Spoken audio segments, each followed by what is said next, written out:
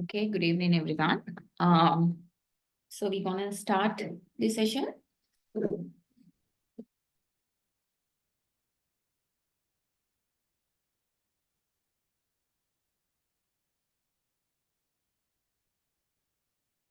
Okay, right. Now, so we were discussing about this performance evaluation. So when it comes to performance evaluation, so you could see this is the topic we were discussing on. Then afterwards, I got this one into the performance evaluation process.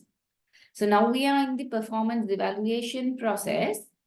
So what you want to know is I just told you that there are many important things what you have to be recall with.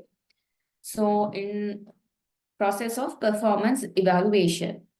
So when it comes to process of performance evaluation with the things what we have done up to now, now we've been doing all these 5 steps. And from today onwards, we will be doing the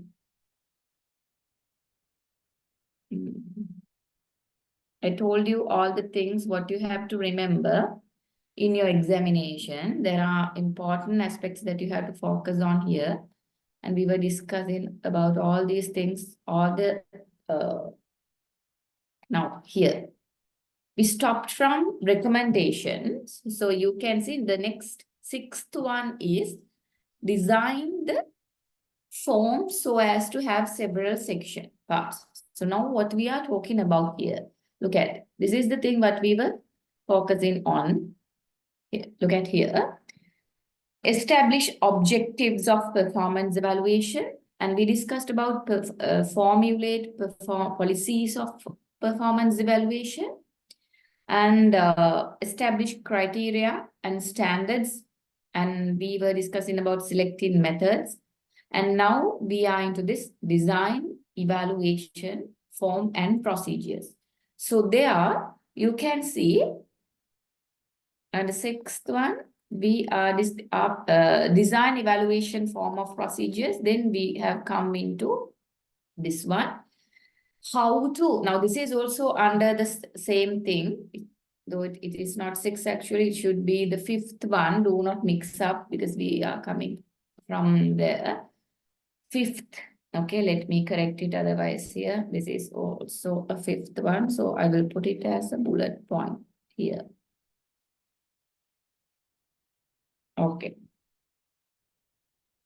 Now design the form so as to have several sections parts. So how we are going to now, when you take a performance evaluation sheet, as I discussed with you, there are several sections that you have to be located with. The things that you have to be evaluated with. So we will be locating different things in different pages, maybe in the same page, in the same evaluation sheet. But what are the things that we gonna evaluate? So as an example, if you are, let's say, if you are a clerk, we will be looking at your speed. We will be looking at your punctuality, your technical knowledge, the way how you deal with customers. So likewise, several areas would be coming up with in a performance evaluation sheet. Last time I showed you as well in the previous session. So you can see it may be more appropriate if the content of the form includes the following. So as I showed you last time, we'll just go through with one of them. We'll go through with the performance evaluation form. So you will have an understanding then. I'm going to go through with this one, right? So can you see? This is the same thing as I could remember I got. So this one, the employee will be evaluated based on specifically, there are some demographic factors that you have to mention on. So simply it means the details, information about the employee. Otherwise, we will be mixed up. Who has got this mark and who's been evaluated under this evaluation form. So likewise. So you will be mentioning about employee name, the job title, and any number, whether the employee is having up with maybe a salary number or an employee number, right? And specifically the date of evaluation.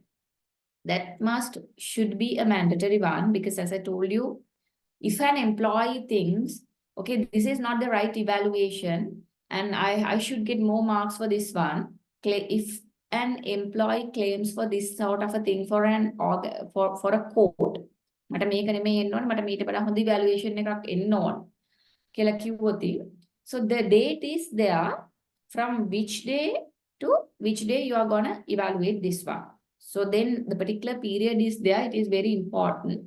So even the organizations can say, no, this is the period that we've been evaluated with. So within this period, he has not performed well.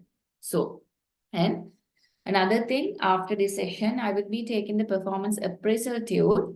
So I will be explaining again the examination questions as well as the most important things for the examination as well as for the assignment, because I told you one part of the assignment would be highlighted with this performance appraisal thing, the employers and employee side. So we will be discussing that part as well. So you can see these are the columns that the employee have been evaluated with. What? Dedication. Here, can you see?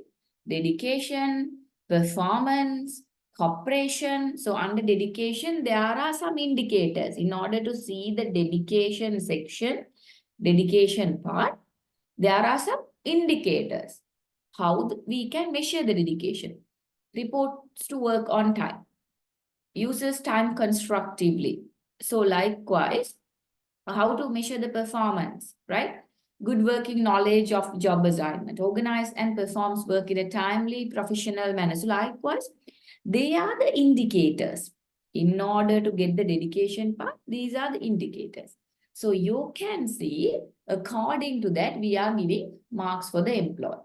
So at the end of this one, so you can see it could be satisfactory, adequate, or needs improvement, right? So ultimate 1 mark will be taken from this one. So the employer or the evaluator can give comments and recommendations. So you could see another important thing here at the end is employee signature and the evaluator's signature, right? Evaluator's signature. Evaluation performed by means the one who has been evaluated this one. So once you get the employee signature, it means you are reading the performance evaluation sheet for the employee and you explain to the employee, this is the way you have got your marks, right?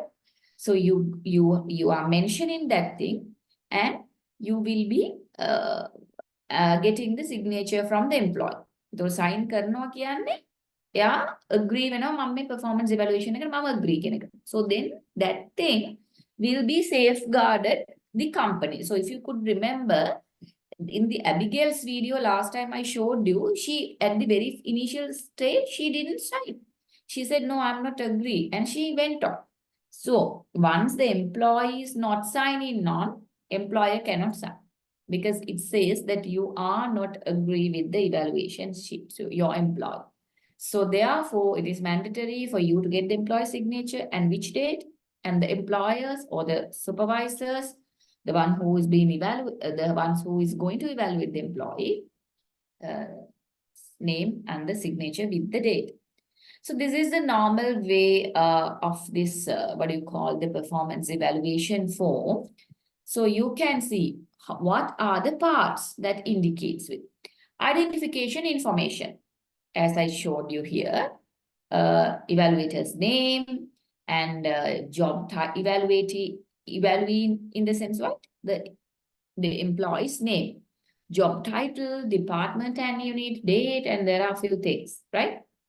And employee number, salary number. So likewise, you can add on in order to confirm this is the employee. So that's for an example. Let's assume that someone's name may be Sandun Bandara. There can be 2 Sandun Bandaras in the same department, same experiences with them all.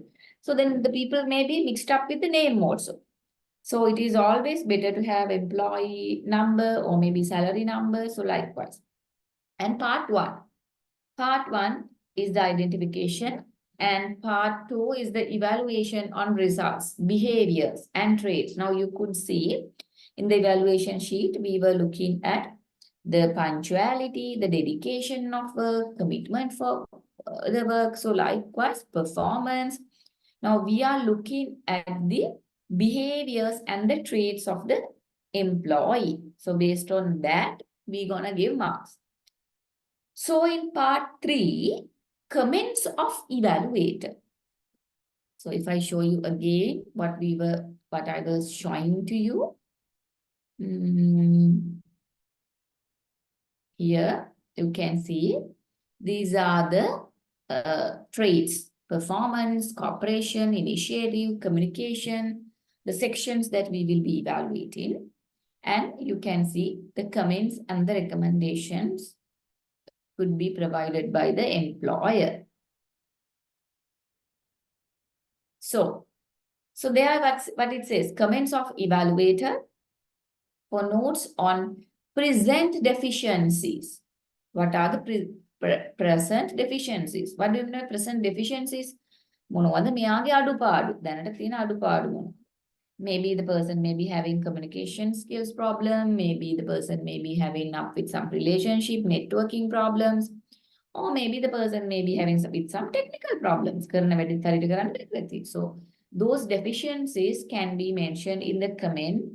And normally what we think, comments if you do that, then you can't do the evaluation. If you do that, what will happen? Next time, the employee can go for labor codes also, saying, I was not aware about this thing. I was not aware that I want to deal with customers. So without knowing that how these people cannot give me a promotion, without knowing that how these people can degrade me. But employees may customers like deal karan. So, but if you have mentioned in your comments this is the way now it is we see that there is a deficiency in dealing with customers, because then he has to agree, because he's signing in the document also. So it is very much important, mandatory for you to mention the deficiencies as well as the strengths and potentials, right? What the person can do in future also.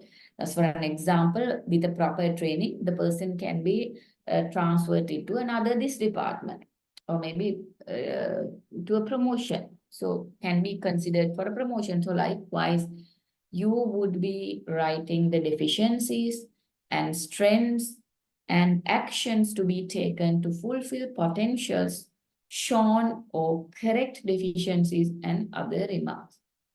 So what we are looking at, we would be looking at the deficiencies, strengths, and how to correct these deficiencies. So we can write, I recommend a technical training on machine repairing. I recommend a training on communication for the employee. So likewise, you can mention, right, the future corrections for this employee as well, what we can be done. So, and part 4, you can see in part 4, what we are mentioning, comments of evaluee about evaluation given. So we write under the first, we write in part 3 the comments on the employer's deficiency, strengths and all. Then part 4, comments of evaluee about evaluation given. And part 5, comments of reviewing officials, right? Comments of reviewing officials. So it is very much important. The reviewing of official means maybe final mark that you are given, right? There you could see in the evaluation form satisfactory, adequate, and maybe needs improvement. So that's the way it was there. Let me show you again. So can you see? Satisfactory, adequate, needs improvement. Here, satisfactory, adequate, needs improvement. So the final evaluation will be given a mark or maybe a comment. That's for an example. The employees with 4 marks under satisfactory level. He needs these improvements, right? So we've been written all the improvements in the comments and recommendation place. Ultimately, we are writing what is the common mark that we would like to allocate for this one. So that comes under the design of these forms, right? So I was talking about this approaches. So here, design and evaluation form procedures. As I told you, you have to remember general approach and what kind of specific approaches are there. And basically, the parts also. How to design the form, evaluation form. What are the parts of this, right? And you have to train the sixth one.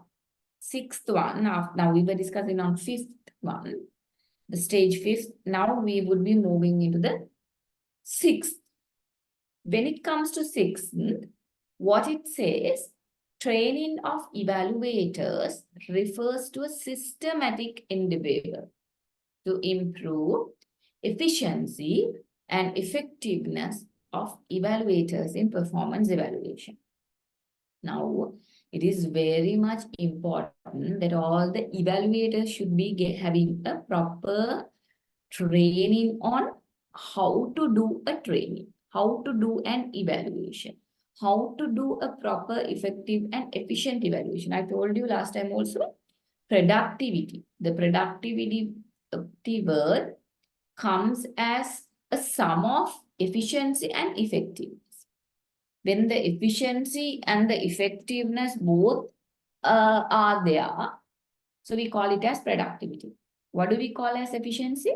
Efficiency means you from a thing, you get the maximum output from that one. You don't waste it and you get the maximum output. If I give you a cloth to sew, if you get the maximum of the cloth, you will cut it to the edge and you take all the utilization of the clothes. You will not let the clothes to be in waste. When it comes to effectiveness means what? You do the right thing at the very first time. When you do the right thing at the very first time, what's the chance and what's the importance of this one is, it means you should have knowledge on this one. You should have experience on this. Otherwise, how you gonna do an effective work at the very first time? You cannot select. You have that knowledge, experience so that can be. So likewise, improve efficiency and effectiveness of evaluators in performance evaluation, right?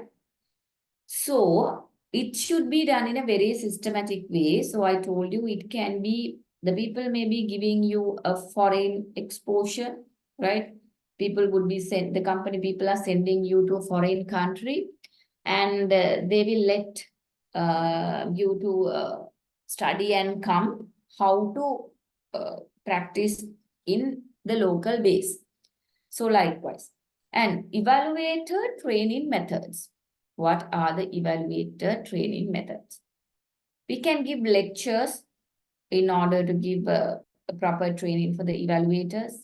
Lectures, we tell this is the way you have to evaluate. When you evaluate a person, you should not be harsh.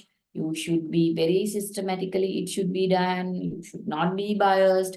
You should be equally treating all the employees. Meanwhile, you be a coach, not a judge.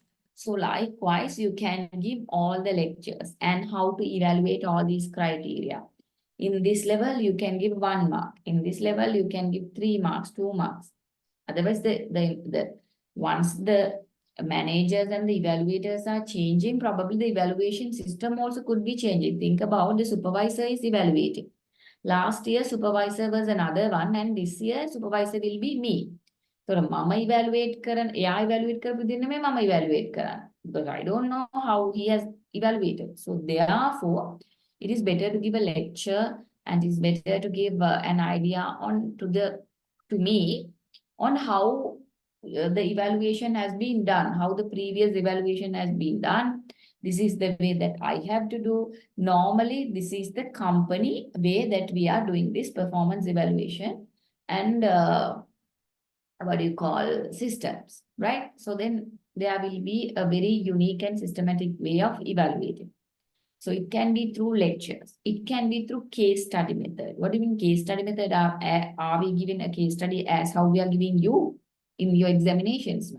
Case study method means, so could you remember the case, what has happened in coaching? Coaching during the break I showed you in the last day. That case, if you could remember that case, what happened? The girl was very harsh to the customer. So the coach was looking at this one. She didn't go to scold at the girl at that time. And she was nicely handling that. The case study means it is a very good case because if this happens, if you scold it in front of everyone, bad nothing on a employed හැමෝම ඉස්සරහා මොකද වෙන්නේ කියන එකත් එහෙම නැතුව මේ විදිහට react කරොත් කොහොමද වෙන්නේ කියන එකත් it was a very good case study method. A case is given. And it can be role playing. So that one is also a kind of a role playing. මෙහෙම තමයි වෙන්නේ මෙහෙම කරොත් කියන එක. And program instructions, programmed instruction. That's what I told you. You have to stick on to the plan. This is the way we are evaluating. If the person has done these things, he will be getting this mark. So likewise, program instructions can be given so the evaluators know how to do this one. And special course of performance evaluation. So when it comes to special course of performance evaluation, so it means we are giving a very special course for the evaluators.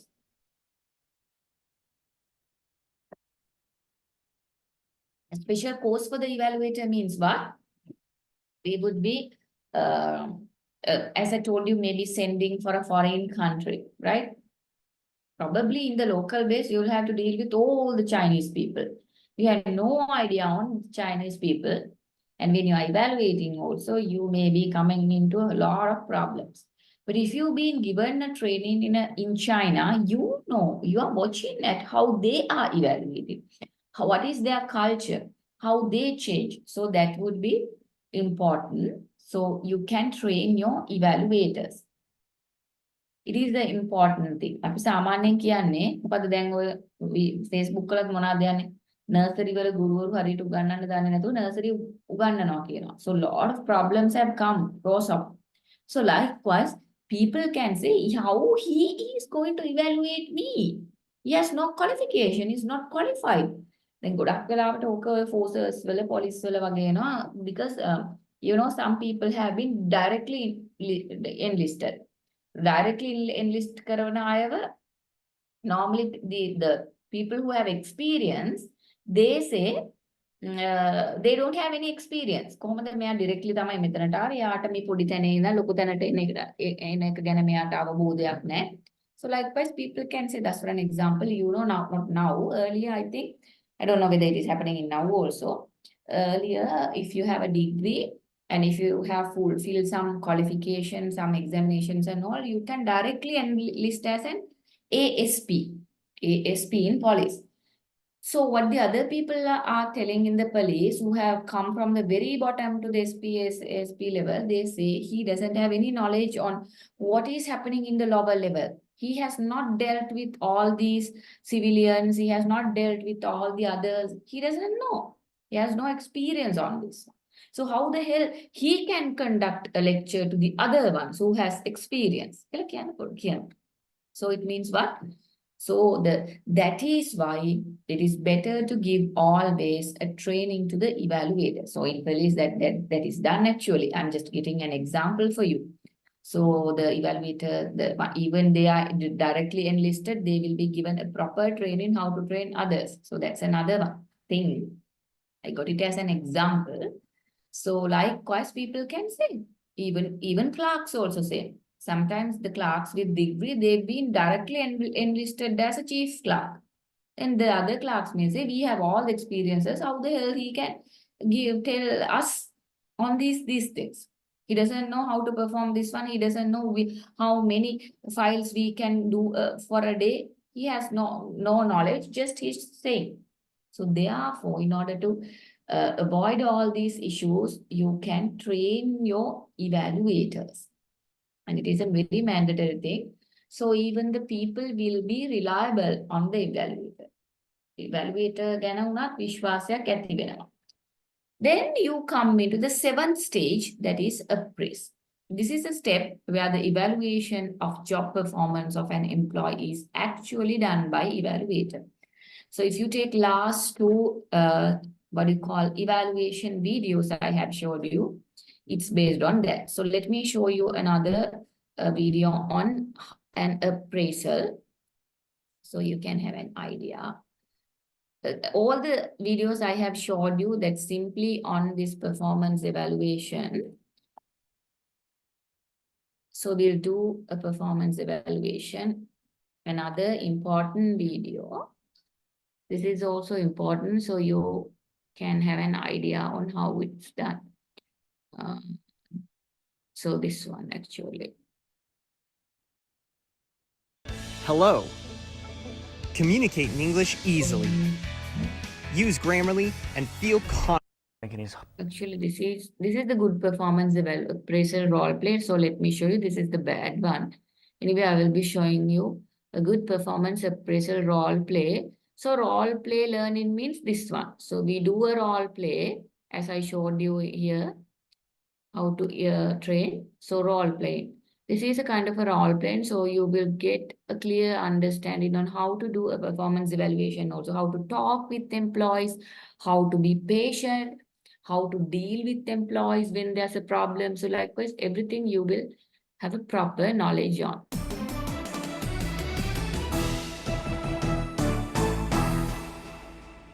Jason, just before we get started, I wanted to let you know that the idea you came up with last week was very good. And I've given it to Alex to implement. So, well done and thank you. Serious? That's brilliant. You know, Jane, I've found it much more easier to come up with ideas this year. Probably got a lot to do with all that planning we did, which has taken pressure off work and helped creativity. Plus, I'm enjoying work a lot more. I guess this is a lot to do with the new management. Thank you. Yeah. So specifically, how are you finding your position after the redesign of your job? Actually, a lot better. I feel that I'm in control more since I'm able to follow any issues all the way through. I get the customer's feedback at the end, which means it's a lot easier to evaluate how well we went. Well, I welcome any feedback you have about how to improve your position. And I also want to tell you that if you feel that we're not using all of your skills, let me know and we'll be able to find another challenge for you. We can organise training if you need it. That'd be great. Yeah, I'd appreciate that. Great. Well, that's what I'm here for. So now to today's performance appraisal. Yeah. It's a lot more structured than the ones we've been doing monthly with a lot more paperwork. It'd be fair to say there are no surprises here. I'd let you know regularly what you've been doing well and also the areas in which you could improve. Would you agree? Absolutely. A good example would be when you saw me sorting out that recent issue with the guys in accounts and how you said to me afterwards that I'd done a good job. You know, frequent feedback on little things like that just really makes a difference. Well, that's how an organisation succeeds. Yeah. It's people take care of the day-to-day and the manager ensures that their performance is recognised. You've lifted your performance a lot since last year and you've done very well to achieve the goals that we set. And another thing, I wanted to let you know that I appreciate how you've kept me informed, how you've let me know both the good and the bad about how we've been doing. Okay, well, I'll keep doing that. As far as the goals go, it helps that I knew exactly what I was aiming at and that they were challenging, so I had to push myself to reach them. That's great. Okay. Now, as you can see, next to each category rating, I've written the evidence on which I base the rating. Have a read, and if there's anything you don't agree with, let me know either now or later.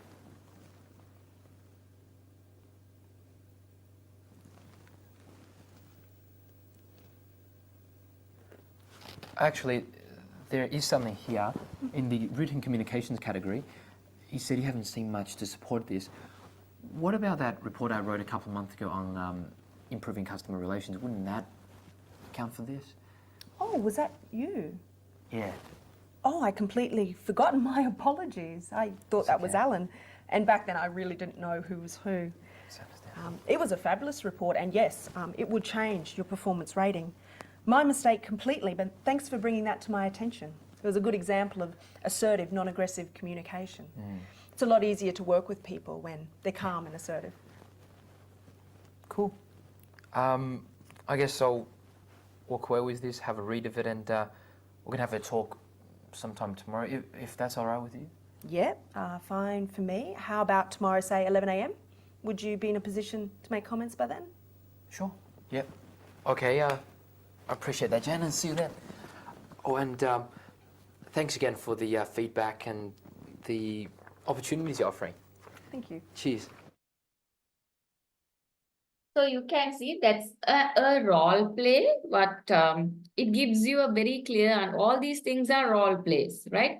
So this time, this one also I showed you. If you could remember from this video, I showed you how to tackle a difficult employee, right? How to tackle a difficult employee.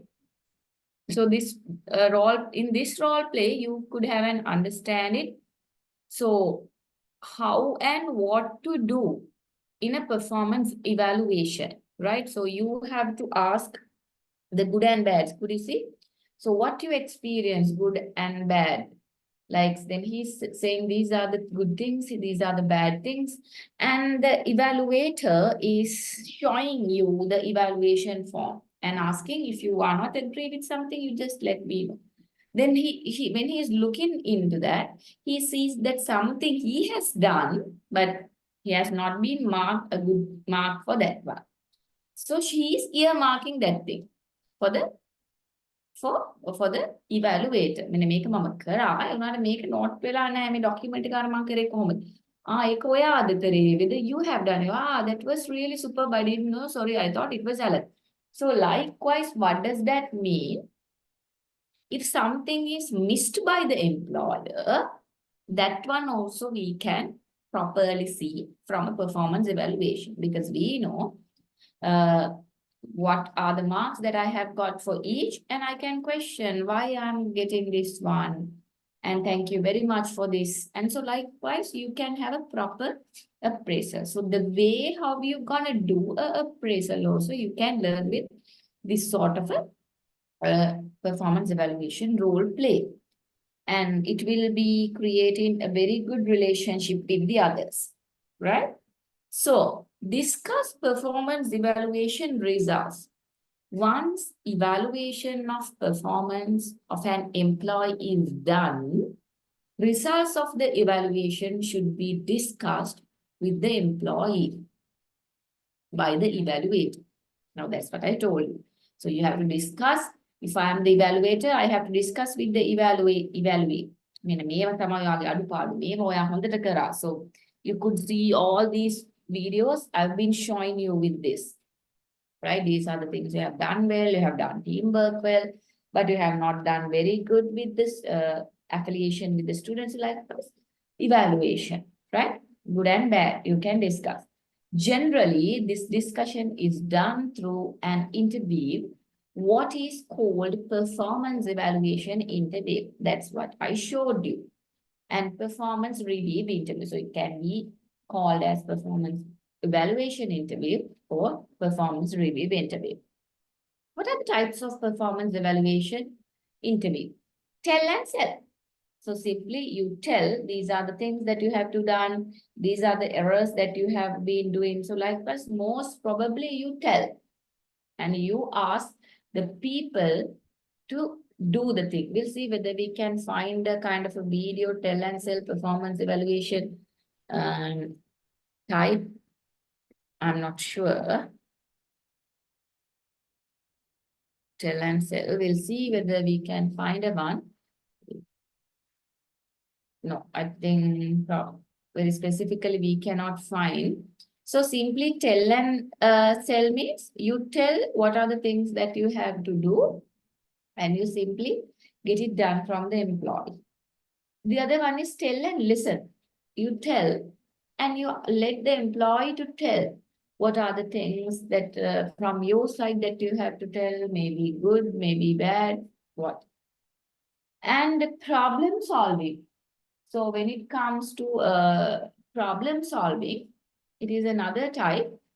We just come into a table and we discuss, okay, tell me your problems.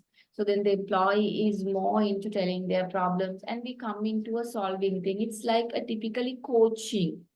Can you remember the video I have shown? It's typically kind of a coaching because normally when we believe that we have to solve the problems, otherwise the most important employees will not be remaining in the organization. You have to definitely go through the performance solving type of a performance evaluation interview. Next one is mixed method. So it can be tell and tell, it can be a mix of problem solving. So likewise, it can be a mixed method. So you can see tell and tell. Alternatively, this is called directive interview. Directive interview. Underline the word directive interview because it will be important to note about. You just earmark this one. Types of performance evaluation. Or directive interview, you give a direction for the person. I tell and I give, sell means that. I sell it. I ask, I get what I want from you. I get it done through from you. Here, the evaluator tells the degree to which the evaluee has performed the job during the period of performance evaluation and sells him to step to be taken for improvement. So simply as that. I will tell, okay, this is the level that you have performed. For this one, you got 3 marks. For this one, you got 5 marks. So likewise, I will be explaining the things, what you have done during the period of evaluation. And I will tell in cell part how to improve yourself. I need you to come in time. I need you to do all the documents in this way.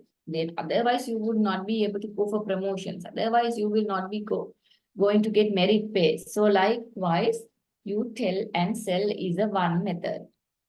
The other method is tell and listen.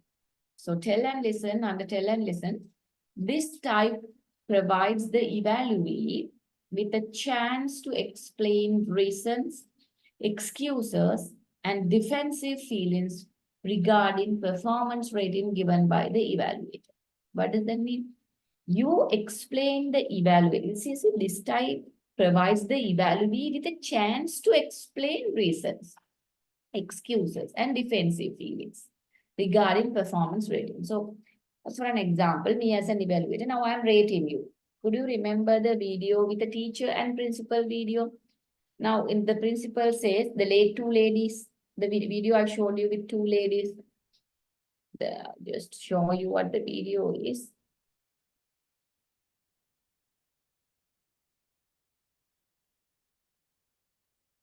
This video, these two ladies, and she's being given a chance to tell.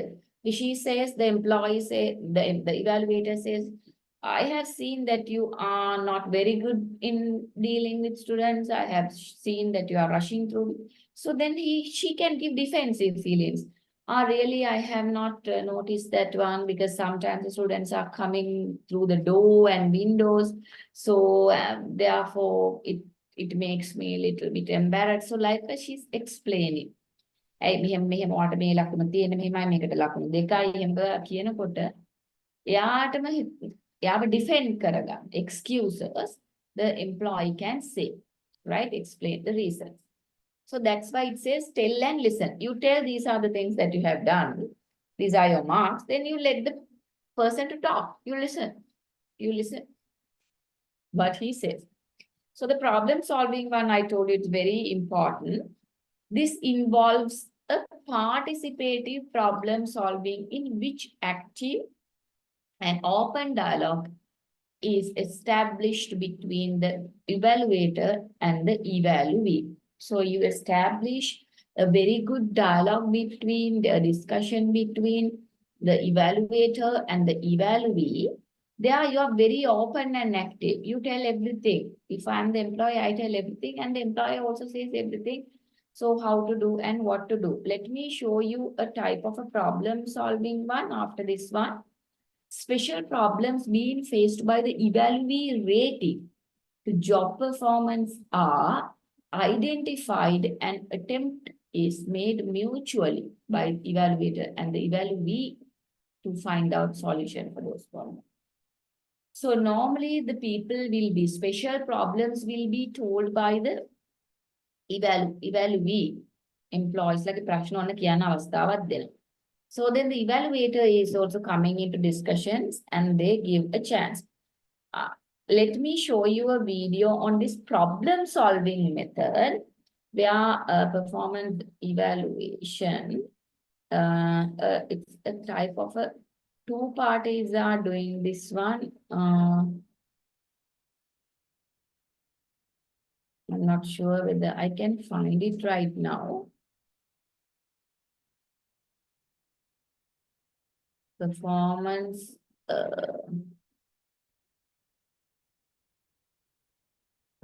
appraisal.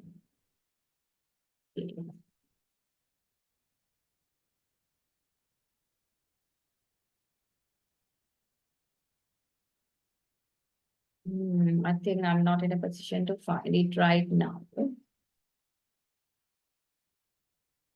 Yeah. I cannot find that video actually. So there, what you would be doing, you come into a level where you would be discussing the evaluees issues. And I listen to you. If I'm the evaluator, I would be listening to your specialist, especially regarding maybe the welfare facilities, maybe regarding the working environment. There are some people, they always complain, my supervisor is not good, my supervisor is not supportive, the colleagues are not supportive. Normally, there are, not like in our countries, there are like in USA, like they do have a lot of this color discrimination, even in school. Color discrimination is really there. Even now, even when Sri Lankan goes, those UK people, like they don't care, like UK අපි නිකන් එරියටත් විජිතවාදී ඉඳලා කට්ටිය වගේ. So it's like that. So they do not very much care about the Sri Lankans and all. So what you have to understand is, so these sort of problems can happen. So these employees can claim, look at, I've not been very much supported with this thing and that thing. So likewise, they can come across with a lot of issues. So once the company knows the employee is very important employee for the company, they would be getting attempts to let this clear mutually and to solve the problem. So normally there are a lot of coaching and counseling part also will be adapted into this method, because so then we let employee himself to understand how to overcome the problems. Okay, so let me show you this video, problem solving. If it is a shown one, I'm not going to show it again. I just quickly tell you what that is. මෙන්න මාසෙට මැති වෙන්න පියදමටත් හරියන්න. හඳුන්වා දෙන ආයුෂ් face cream නව ඇසුරුම. ආයුෂ් face. HR Office Savers Okay, you can watch it. brings you a quick video on problem solving in our soft skills series. And like all of our HR trainings, this can support both your work life and your outside work life. No matter what your industry or your role, problem solving is part of your job. Whether the problems you encounter are big or small, you solve problems every day. Learning how to apply problem-solving skills helps not only to enhance productivity, but also helps to cultivate relationships by focusing on shared goals and solutions. Albert Einstein is quoted as saying, "It's not that I'm so smart, it's just that I stay with problems longer." We will be investigating 5 steps to problem solving. 1, define the problem. 2, brainstorm solutions. 3, make plans and evaluate. 4, implement the plan. And 5, reevaluate to determine how well the plan is working. As we look at each of these steps, consider the problems that you may be facing right now and apply these steps to help you in finding actionable solutions that will make a positive difference for you and your organization. You can't solve a problem if you don't know what it is. The first step in solving any problem should be to define the Now, please make sure you take your own notes regarding the steps of how to solve a problem. Because this would be a very special question in your examinations also this time. If I ask you among all the other techniques of performance evaluation, performance problem solving technique is more important. Why? Then you should have evidences, you should have notes to write and explain it very clearly rather than your intuitive power. So please make sure, as I'm always telling you, not only the notes, but whenever I show you video clips from everything that I would be showing you, take down your notes. So for how to recognize the problems, how to go through with this one. So it would be clearly mentioning in this video, right? problem itself. Oftentimes, what we think is a problem is only a symptom of a larger issue. Take time to define the problem clearly, whether it's an interpersonal conflict or a hitch in a supply line. Figuring out what the problem is exactly and clearly defining it means you can. Now, there are some in cases, some people are having personal issues, but when they bring it to this table, what they say, that person is not supportive, this person is not supportive. But really, the thing can be they do have a personal issue. So likewise, you have to clearly understand what's going on. Move forward with solutions. Solutions that will actually work and get the problem solved, rather than just resolve the symptoms or temporarily stop the chaos. Taking time to define the problem is especially important if emotions are running high or interactions are getting heated. It puts the focus back on shared goals and allows for everyone to be heard. Now it's your turn to apply this to your situation. What current problem or problems are you facing in your workplace? Before immediately moving on to solutions, take the time to define it and then write it down. Once you've defined a problem, you can move on to solutions. It's important not to just choose the first solution that presents itself, nor should you push your own preferred solution to the exclusion of others. Instead, take the time to generate alternative solutions. Ask the others involved what ideas they have for solving the problem. Discuss the ways in which the alternative solutions might play out, problems they might encounter, and how any obstacles can be overcome. Apply active listening and clear communication throughout. Once you've asked others, then discussed, generate alternative solutions with a group and talk about which one or ones you would all like to move forward with. Now it's your turn. Take a moment and jot down 2 alternative solutions to the problem or problems you identified earlier. But don't just stop there with your ideas. Make a list of some colleagues that can weigh in on the solution generating process. Plan to share the defined problem with them and schedule a time to meet and brainstorm solutions together. So this is the most important part, that we have to get together and discuss about this problem after recognizing what the problem's root cause is. So then make plan and evaluate.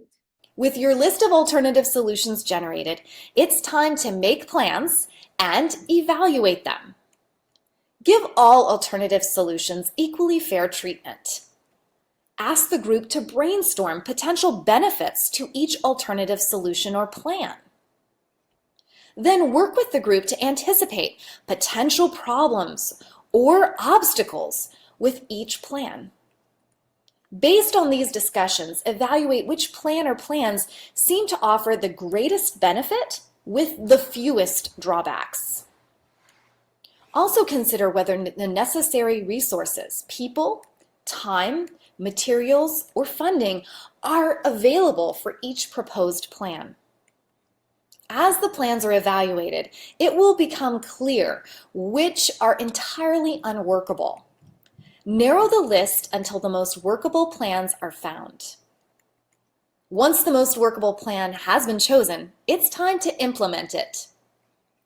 It's important to communicate clearly about how the plan will be implemented. Now in this video, you don't want to remember the whole video and write it when it comes to your exam answers. But at least fewer things you should be able to remember and to sum up.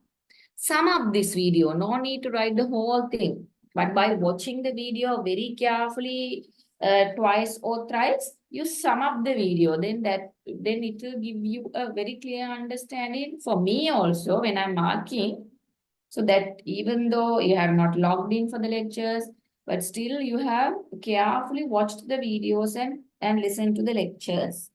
So it's like that. What each person's role will be, and what the goals and expected outcomes are. The other soft skills you are developing, communication and teamwork, are vital here. People must feel as though they are part of the solution if you want them to buy into it. Also provide a timeline for the plan, including the point at which the plan will be re-evaluated. Empower is a lender that focuses on students that are high potential, they're highly employable. Re-evaluation of the plan is a step that often gets missed. Sometimes what appears to be the most workable plan on paper does not play out when put into action. It is important to take the time to reevaluate the plan once it has been implemented so you can gauge how well it's working. Depending on the results, you may need to make some changes to the plan or implement a new plan altogether. So when it comes to this level, normally we will be doing this one in the feedback sessions. Feedback session in the sense, we would be getting an understanding on what the problem is, what's happening, and what we need to do with our actions on the table that we come into a face-to-face table. But the results evaluations, the actions will be taken on, putting on, will be evaluated in ongoing feedbacks. You know, when it comes to evaluations, we will be we would be evaluating the employees. So then only we would be able to look into the results or to come across with a new plan. Reevaluation helps to determine whether the original plan has, in fact, been solved. Consider this case study. Tom liked to be known as the fix-it guy. He prided himself on the ability to swoop in and resolve a crisis, and his co-workers appreciated his ability to quickly put an end to chaos or stop a situation from escalating. But he noticed that he seemed to put the same fires out over and over. He could help solve a problem in the short term, but ultimately the same things kept coming up. His colleague in another department, Ashley, asked Tom what his process was for solving problems. Tom couldn't really tell her, but he said he just looked for the most pressing need and took care of it. Ashley suggested that he get his team together and brainstorm a list of their most common problems. They could then identify the underlying issues and create plans to solve them permanently, rather than just managing crisis after crisis as each came up. Tom thought this sounded like a good idea. When he got his team... So that is very important in performance evaluation interviews, that let the employee to understand. Here also, what they have been suggesting here, let the employee to understand how he needs to resolve problem by himself. And we will be discussing, we will be showing avenues for the employee to come into a solution. Together, Tom realized that many of the crises in the team were caused by a lack of communication and a lack of clear goals. He and his team brainstormed ways to create clearer, more open communication and expectations around goals and roles in their work. Within a few weeks, Tom noticed that he did not have to manage nearly as many crises. Does this sound like you? Are you putting out fires left and right and not sure why problems aren't being solved with permanent solutions? Consider the 5 steps to problem solving that we've talked about in this video. Defining the problem, brainstorming solutions, making plans and evaluating, implementing the plan, and re-evaluating to determine how well the So normally, actually, you would be able to come in up to the third part when it comes to the performance evaluation interviews, right? You can come in, you can define the problem, you can get to know, and you would be doing a brainstorm solution, and you can make a plan. Up to that level, you can come. If there are, it is a huge problem. But the evaluation would be doing time to time through ongoing feedbacks, ongoing observations, and the implementation of plan and the re-evaluation can be done if the problem is not solved yet.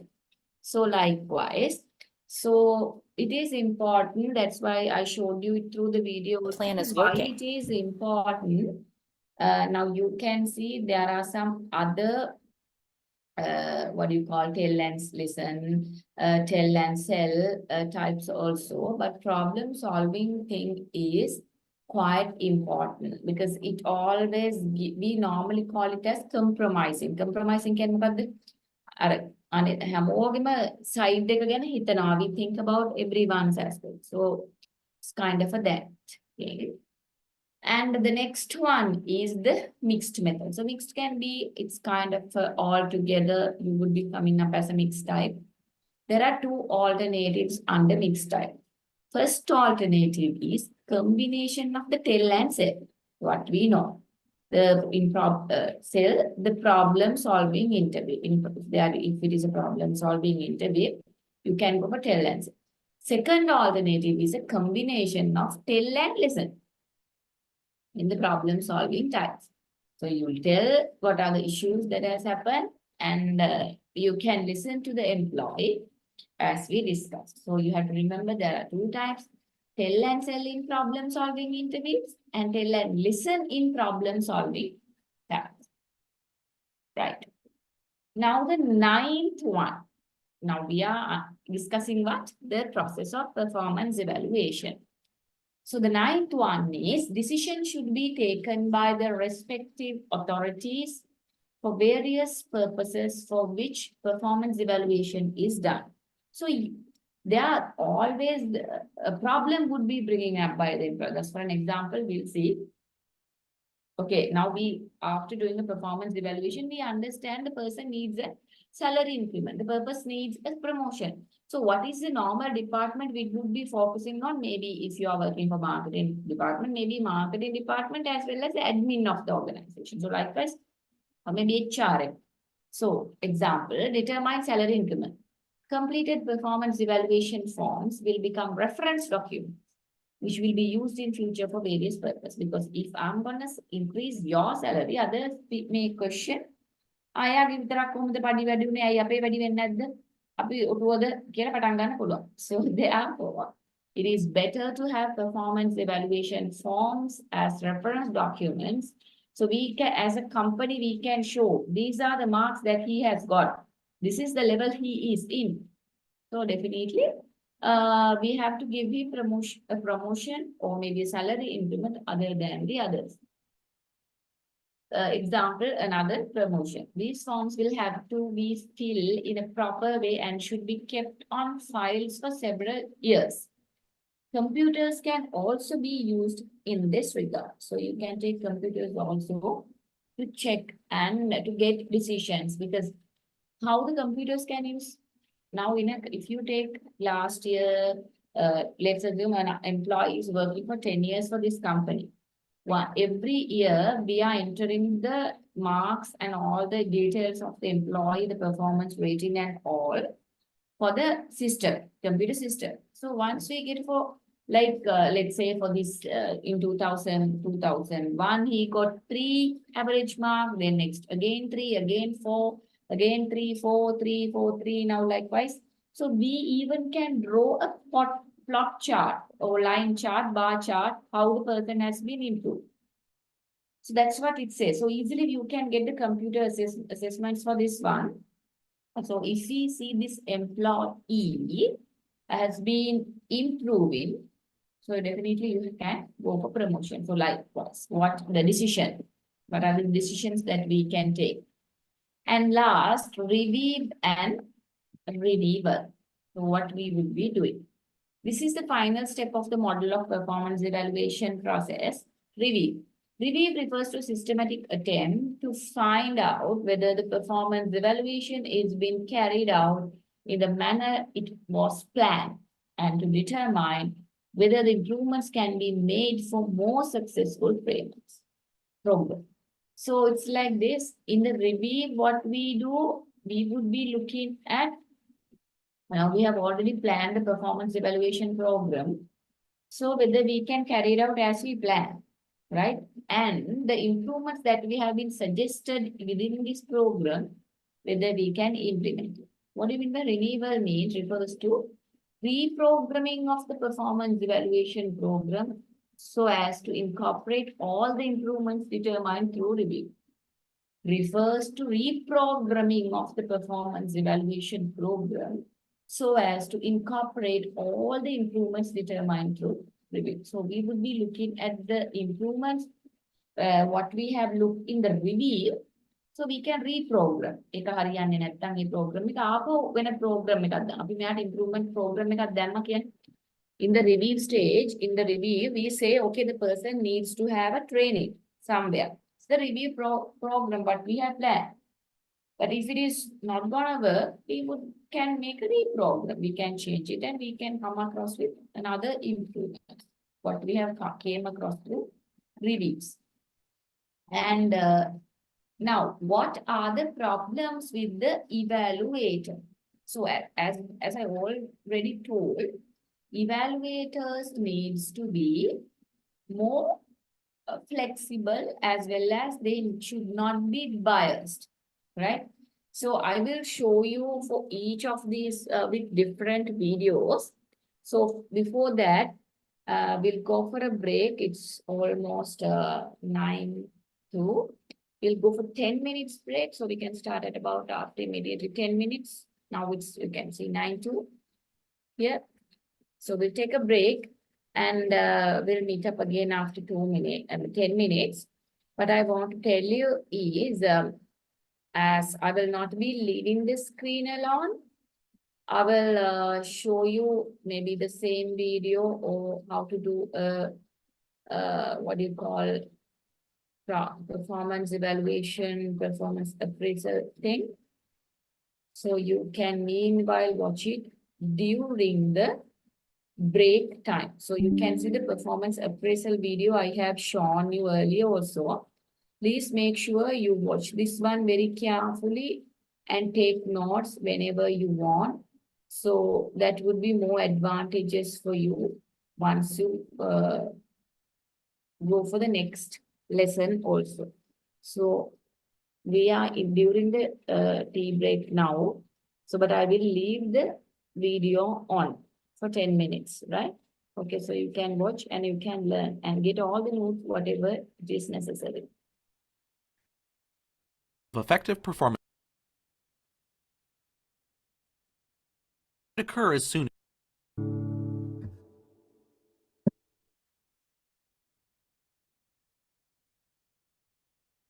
HR Basics is a series of short courses designed to highlight what you need to know about a particular human resource management topic.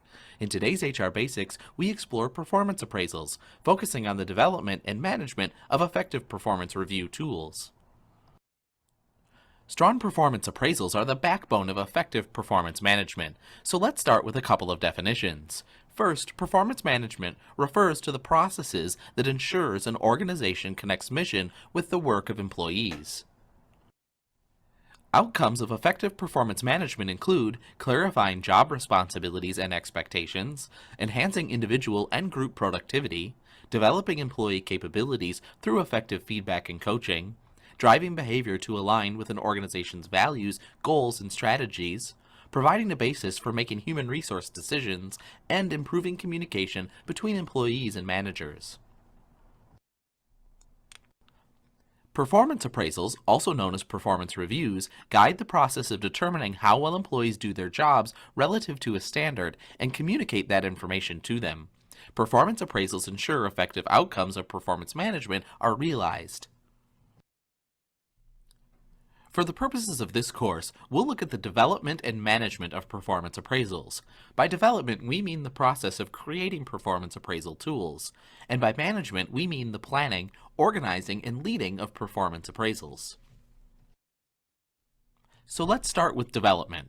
When developing your performance appraisal tools, align your organizational culture with the tool that you design.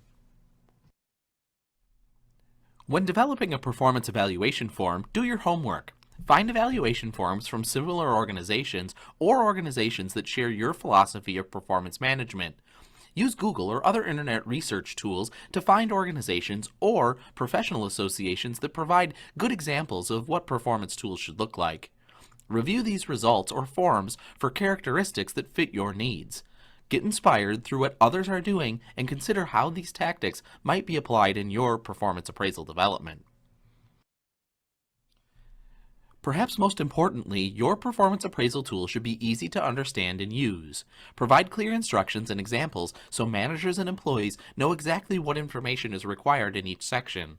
Make sure your evaluation form follows a logical, sequential order. Document design is critical when creating your evaluation form, and avoid forms that require a lot of jumping around or cross-referencing. Well, it's up to an organization to decide which elements to include in an appraisal. There are 6 recommended elements I'd like to explore. First, demographic information. Second, rating methods. Third, job application or job relatedness. Fourth, self-evaluation. Fifth, SMART goals. And finally, 6, employee development tools.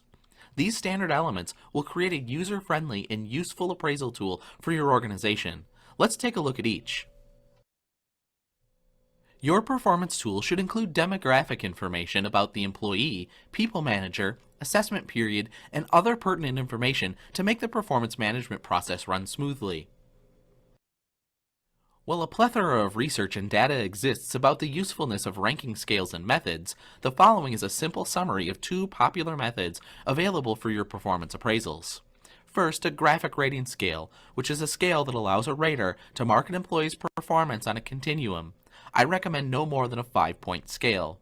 Second, behaviorally anchored rating scales, which are scales that describe specific examples of job behavior, which are measured against a performance scale. Again, no more than 5 points. As no single method is best for every situation, a method used in a combination of approaches might be the best solution for you. Next, your performance tools should be job-related, connecting the work an individual does with organizational mission and results. Your performance appraisal tools should be directly connected to an employee's job description. Create different evaluation forms for specific roles. Notably, distinguish non-supervisory and supervisory roles. This might mean separate forms for job groups, classifications, or types. I recommend a flexible form that references the job description of an employee when addressing role-based competencies. Including employee self-evaluation as part of your performance management process gives employees an active role to play. Done properly, employee self-evaluations can provide several key benefits to the organization. Rather than simply being a recipient of feedback from their manager, the employee is given a voice and can inform and shape their performance appraisals and ratings. This active participation helps them be more engaged with both their performance and the review process overall. And a self-assessment allows the manager to view performance through the employee's eyes. Include space for an employee and people manager to develop and assess performance-related goals. A goal is a statement of desired outcomes towards which effort is directed. I believe that well-defined goals are among the most effective communication tools available to any leader in the performance management process. So consider using SMART criteria to craft your goals. To make your goal SMART, it needs to conform to the following criteria, the SMART criteria. First, a specific goal is clear, unambiguous, and focuses on one topic area. It can be communicated to others without confusion because it's well defined and easily understood. A measurable goal has a definable endpoint that's quantifiable through numbers or percentages that can easily be measured. An achievable goal is a goal that's possible to accomplish. A relevant goal is one that helps you achieve your desired performance outcome, and it's important to you and the organization. Finally, a time-based goal is a goal that has a scheduled completion date. For employees, a performance appraisal can be the primary source of information and feedback from a people manager. By identifying employee strengths, weaknesses, potentials, and training needs through the performance appraisal feedback process, supervisors can inform employees about their progress, discuss areas in which additional training may be beneficial, and outline future development plans. Our second area of focus highlights the importance of managing your performance appraisal process through training, maintaining high standards of feedback, and strong documentation. Most performance systems can be improved by training supervisors in how to do performance appraisals. Since conducting appraisals is important, training should center around minimizing rater errors, providing great feedback, and giving raters details on documenting performance information. Feedback is essential to any strong performance management system. Both positive and constructive feedback should occur as soon as possible. No performance feedback should be left to an annual performance appraisal meeting. I often say there should be no surprises in performance management. It's critical to be specific when providing performance feedback. As a matter of fact, a recent Gallup study shows the impact of different kinds of feedback on employees. The most telling conclusions from the studies include the following. Managers giving little or no feedback to employees result in 4 out of 10 workers being actively disengaged at work. Employees receiving predominantly negative feedback from their manager are over 20 times more likely to be engaged than those receiving little or no feedback.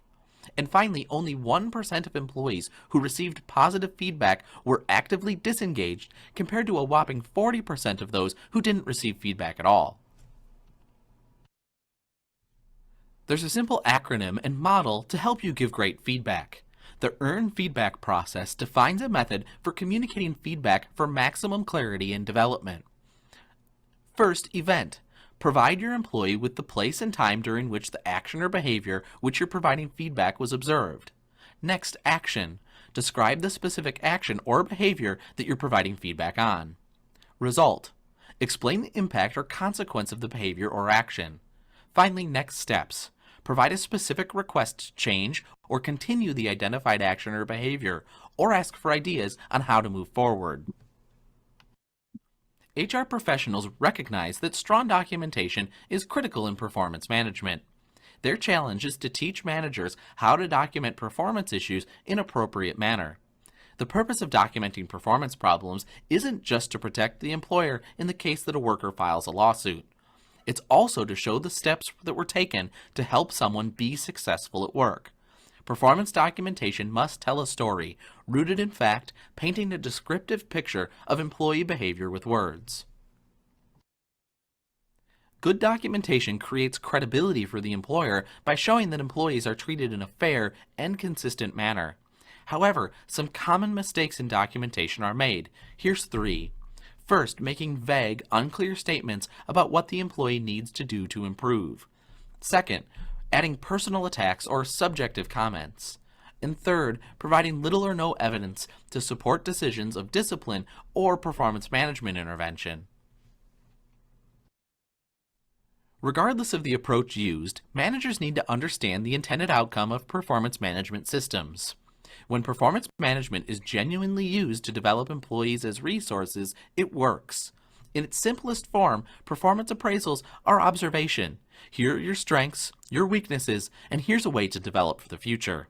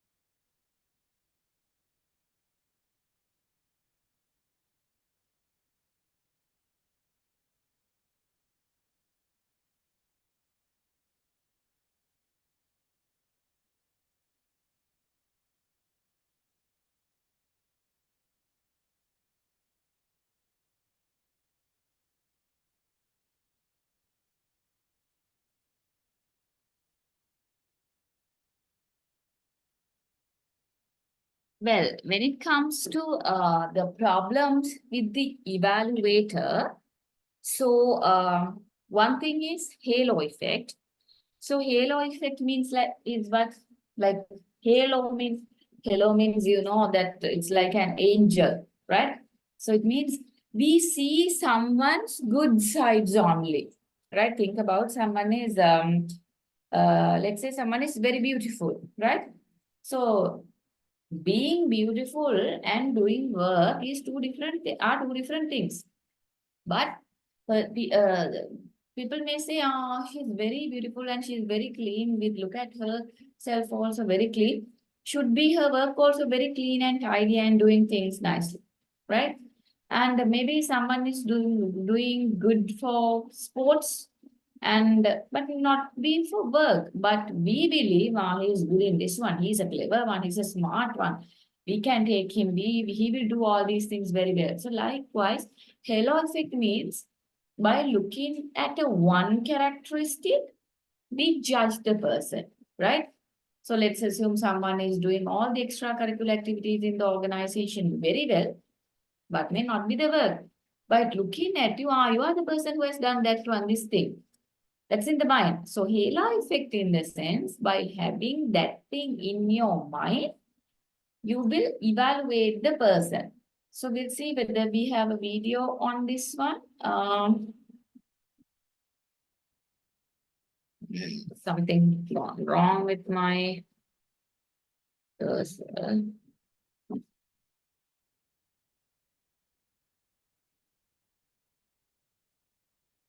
What happened? Okay. Right. Halo effect. Okay. For the halo effect, we have a video. I'll show you that one. Okay. Just watch what halo effect is. So you will have a proper understanding on then how the people will be getting into conclusions based on their based on one particular prominent characteristic. Prominent characteristic That's HR Office Savers brings you a quick video. The halo effect is known in psychology as a cognitive bias in which our first impression of a person influences our judgment of that person's character. It's basically judging by appearance, and the attractiveness of one person affects how we view them holistically. The halo metaphor is used because one characteristic, like attractiveness, affects our perception the most when considering other traits. For example, we might think of an attractive person as more intelligent or kind. We might think of a less attractive person to be sloppy, not so reliable, and maybe not even intelligent. Also, the qualities we superficially attribute to the attractive or unattractive are closely linked to social interactions. We tend to think that those who are beautiful are also friendly and outgoing, while the less attractive are shy and reserved. This isn't too much surprise though. When we think of stories from our childhood, we depict heroes as incredibly beautiful and charming, while the villains were ugly and distorted. Just think of the Beauty and the Beast, or Prince Charming and Cinderella. The halo effect was first researched in 1920 by the psychologist Edward Thorndike, when he asked two commanding officers to evaluate their soldiers in terms of their physical qualities, as well as emotional and social qualities, even without speaking to them. Thorndike found that the soldiers who were taller and had beautiful traits were also described as more intelligent, having a better character, and leadership skills. So, a first image actually affects the whole more than we can imagine. Another classic example would be regarding the politicians who we tend to believe and trust to make good decisions simply because they look good on billboards and their smile seems kind and warm. However, the halo effect doesn't have only good sides. Attractive people also tend to be seen as narcissistic, childish, and superficial. Several studies have found that this affects the way teachers judge their students, having a tendency to give higher grades to those who are well behaved, assuming that they are bright and engaged, before they even read their papers. Students also judge their teachers based on how they dress, how they talk, and how they carry themselves. If they think of a teacher as warm and friendly, they're more likely to rate them as attractive and likable. One other study even found that jurors were less likely to believe that attractive people could be guilty of crimes. So the halo effect is attributing personal qualities to people we have only seen based on their looks. This is how we sometimes decide if we like someone or not, based on the first impression. And this often happens unconsciously because we develop this bias simply based on their attractiveness. The best examples is with Tinder users. They base their choices just on the halo effect. You see a few pictures of someone and read a basic bio and instantly decide if they're a good person or not. And who knows if the person with just the right qualities was the one that you swiped left on. In other words, the halo effect is judging a book by its cover. In the work environment, the halo effect is most likely to appear when a supervisor has to evaluate the performance of a subordinate employee. The supervisor might only see one characteristic of that employee, such as dedication, and tends to give him a higher performance rating than he would if he was objective and saw that even though the employee is truly dedicated to his job, his lack of attention leads him to often make big mistakes that others struggle to make up after, slowing down the performance of the entire team. Job applicants also feel the impact of the halo effect. When searching for the perfect employee, if the prospective employer sees the applicant as attractive, this increases the chances that they will think of them as more intelligent and qualified. Pretty powerful stuff, guys. Further research has shown that the halo effect doesn't apply for only people. It affects the way we think of organizations and brands. After all, an image is our main pivot when deciding where to eat, what to wear, and what things to buy.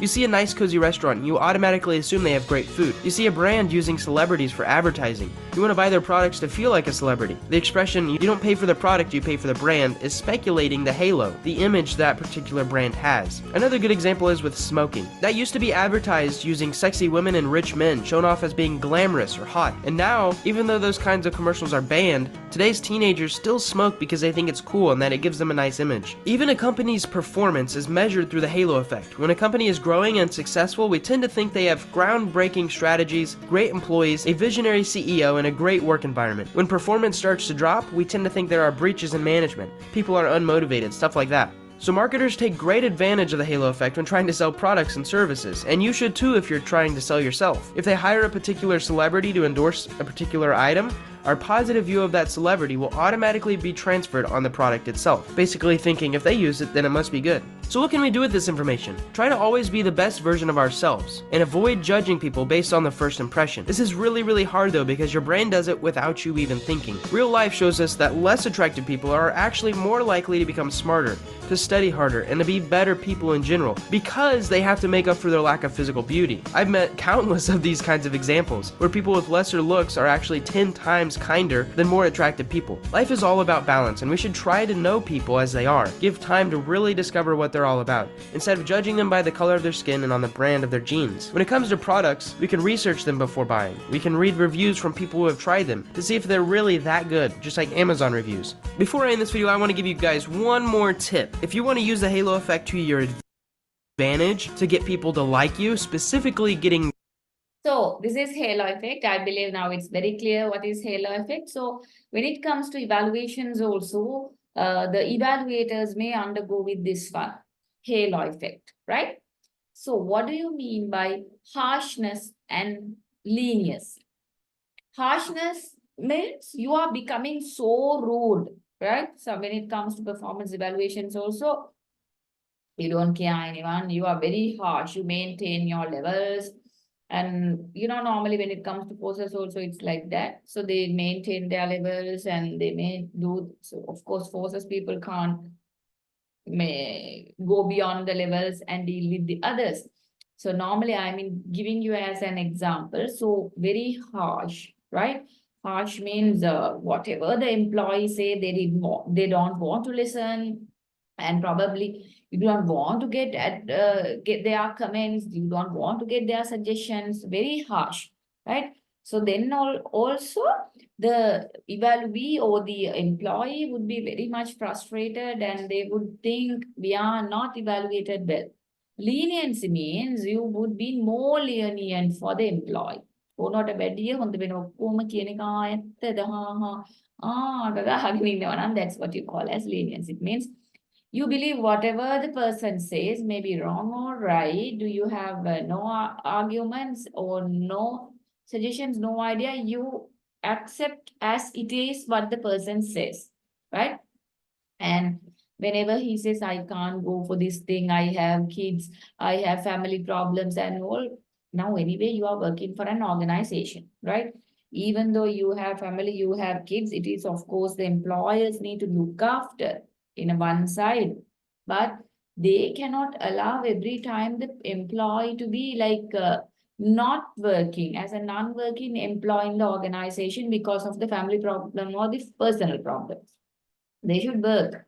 ඒකට හැම අවුරුද්දේම අපිට මේක employee කෙනෙක් ඇවිල්ලා කියනවා මට බෑ මෙහෙම කරන්න ඕනේ නෑ මගේ පම්පාවල ප්‍රශ්න මේ සැරේ විතරක් මට ලකුණු දෙන්න only this time I need this promotion. If I do not get this promotion I cannot feed my family. So next time also same thing and next time. So you can't go with that with a performance evaluation. You have to give the marks as per how they earn the marks. So it's like harshness and leniency. Recency effect means the people would be, or the evaluators may be remembering the people who are really working very recent to the evaluation period. That's for an example. We'll see the evaluation is done in every December 31st, right? So you see in December month, some employees are really hard workers because they know the evaluation will be going on 31st. They're very hard working and all. The evaluator really cannot remember how he was being in month of March. He was not working at all. But now recency effect means he cannot remember this one. Whatever the recent thing, we would be taking out into consideration. So let me again will bring you a video for this recency effect. So again, that would be more clear for you. I brought these two videos so you can have an understanding on different types of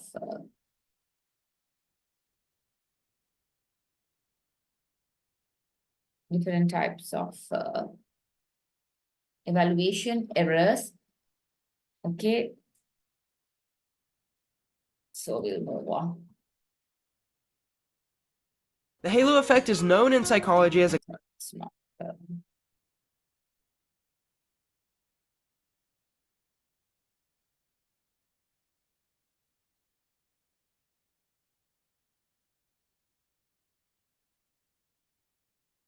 The halo effect is known in psychology as this is not, is it the same thing?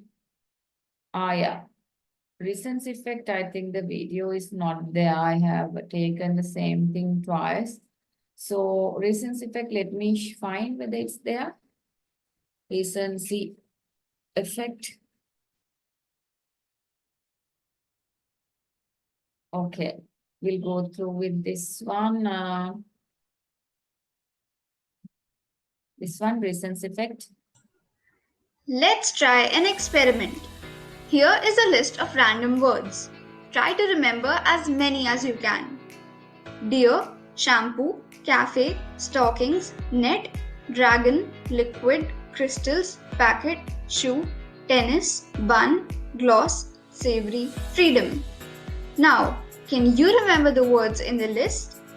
Chances are you can remember the words at the beginning and end of the list, but not so much the middle ones. Well, this can be attributed to two psychological phenomena called the primacy effect and the recency effect. Items found at the end of the list that are learned most recently are recalled best.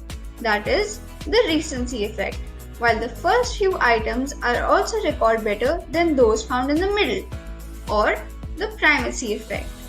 Have you experienced this before? Tell us in the comments. Thanks for watching. Subscribe for more.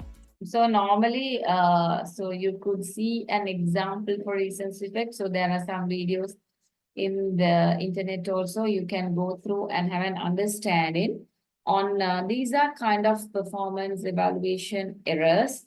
So the thing what we remember at the end part, if you remember the end part, that's what we call as recency effect.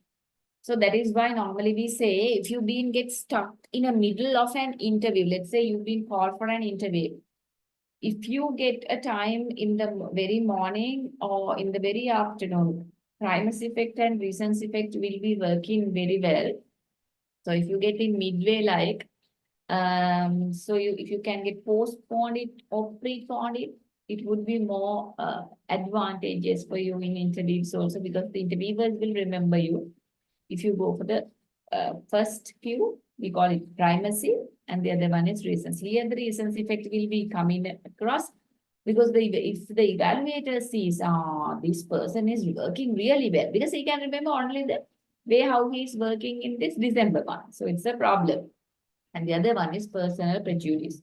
Personal prejudice means that you are personally biasing someone, you give your personal favoration for several people. If you want to give marks, if you want to get them promoted, if you want them to be successful and not the others, if you have really, now, normally when male party is there in an evaluation, there may be a tendency of being prejudiced for female party. If the female party is doing it, there may be a tendency for male party. So likewise, personal prejudice, you should never be practiced in a evaluation. And unawareness. So unawareness also another problem with the evaluator. Probably the evaluator is really unaware about what the employee says.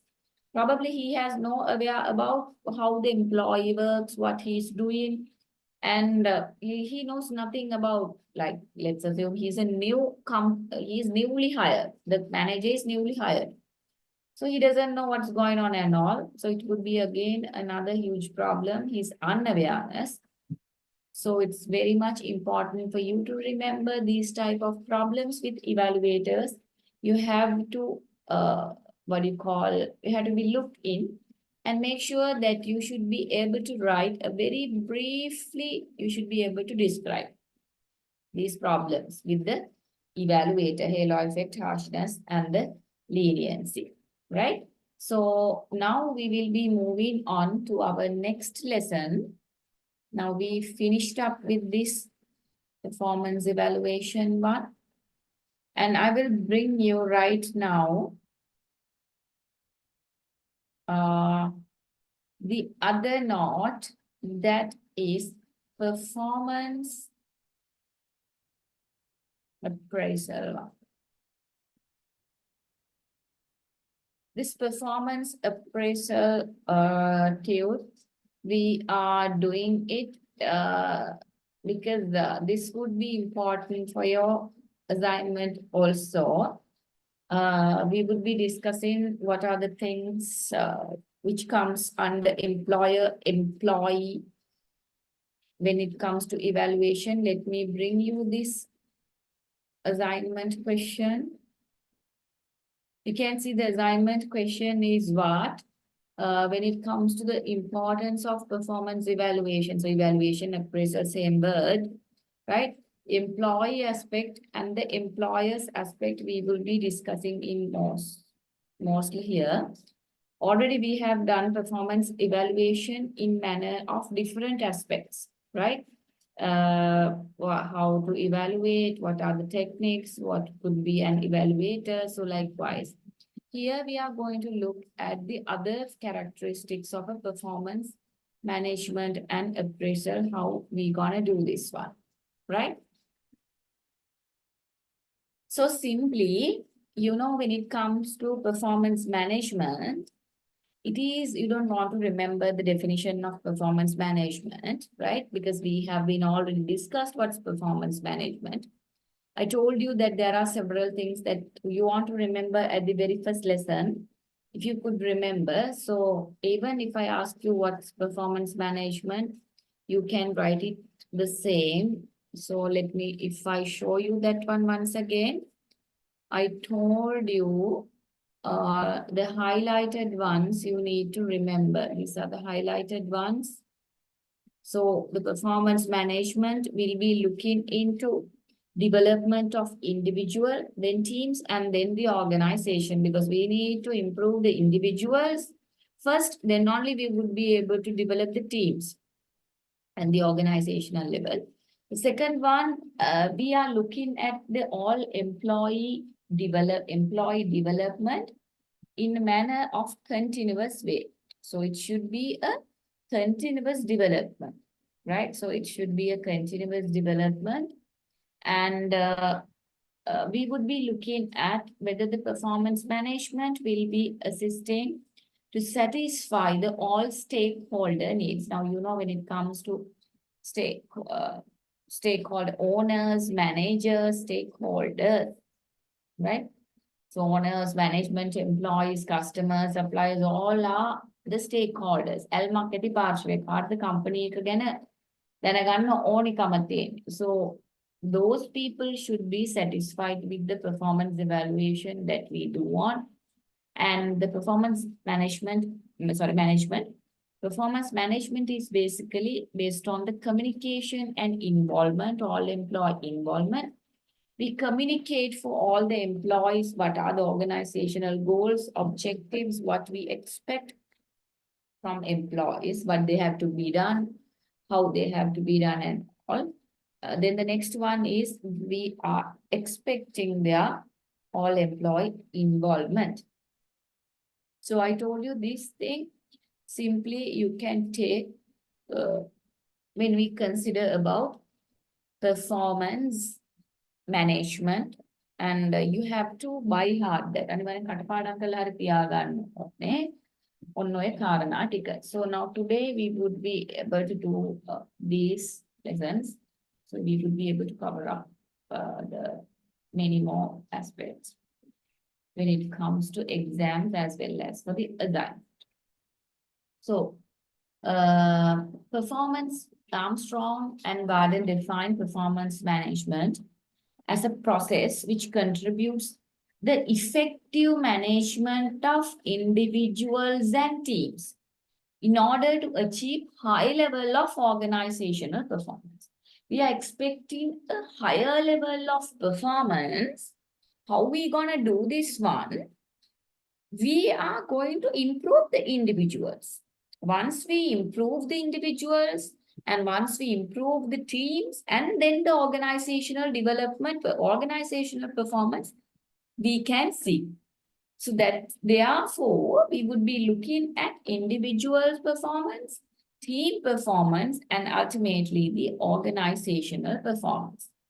So in other words, performance management should be strategic. It is about broader issues and long-term goals. And integrated performance management always should be strategic. Why? Strategic means what? We take the most precise action, right? Upaya marge. What is the most precise action? So we would be considering the long-term goals, our goals, and we would be taking actions towards our organizational goals. So if you could remember, I was talking about this Disneyland, right? So when it comes to Disneyland, in very first lessons, I have shown you Disneyland advertisement also. So you can see that Disneyland long-term vision is to make people happy, right? So the company employees, they know everyone needs to focus on this long-term goals. Otherwise, they do not have any survival, and even the company would not have survival. So every employee in the Disneyland, everyone is focusing on how to keep people happy.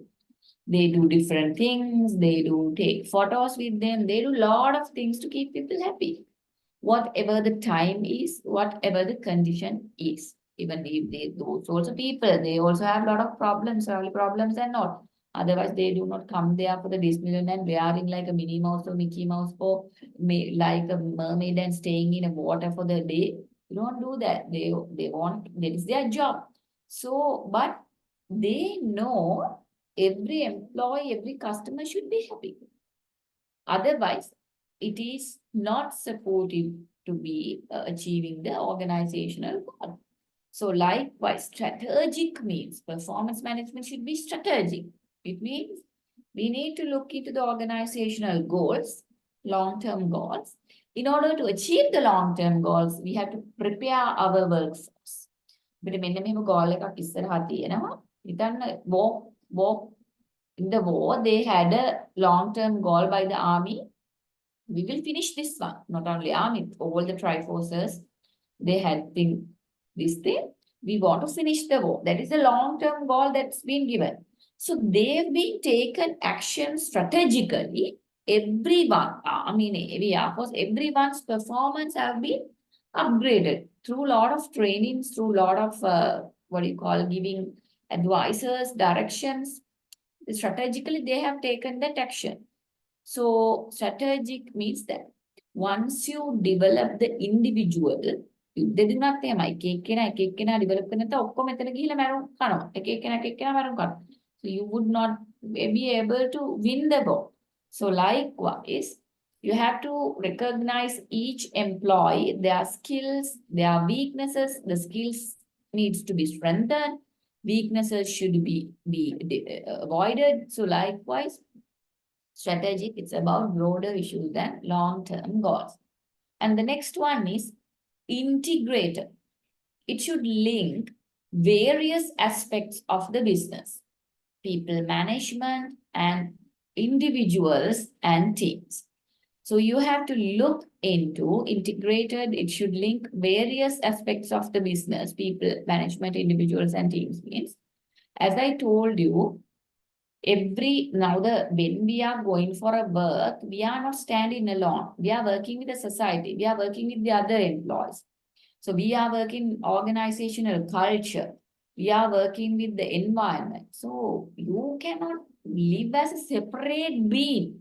වෙනම සතෙක් විදියට ජීවත් වෙන්න බෑ. නිසා what you have to do, you have to link all the business aspects, people management, individuals and teams. That's why you may have seen some teams. I've seen this one in a lot of garment manufacturing companies.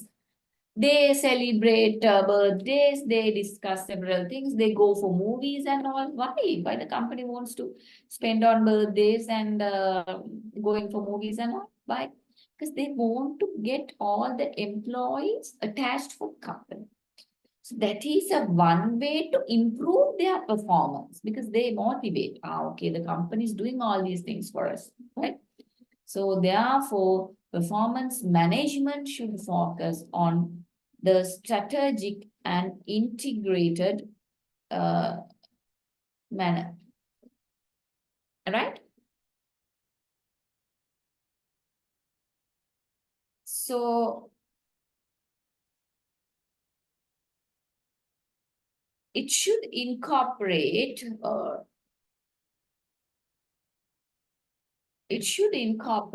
performance improvement throughout the organization for individuals, teams, and organizational effectiveness. So what do you mean by that? Now we want to focus on what the performance management would be looked at, right? So all these things we've been discussed in the first lessons as well, but probably may not as notes. That's why here you can find all the notes here.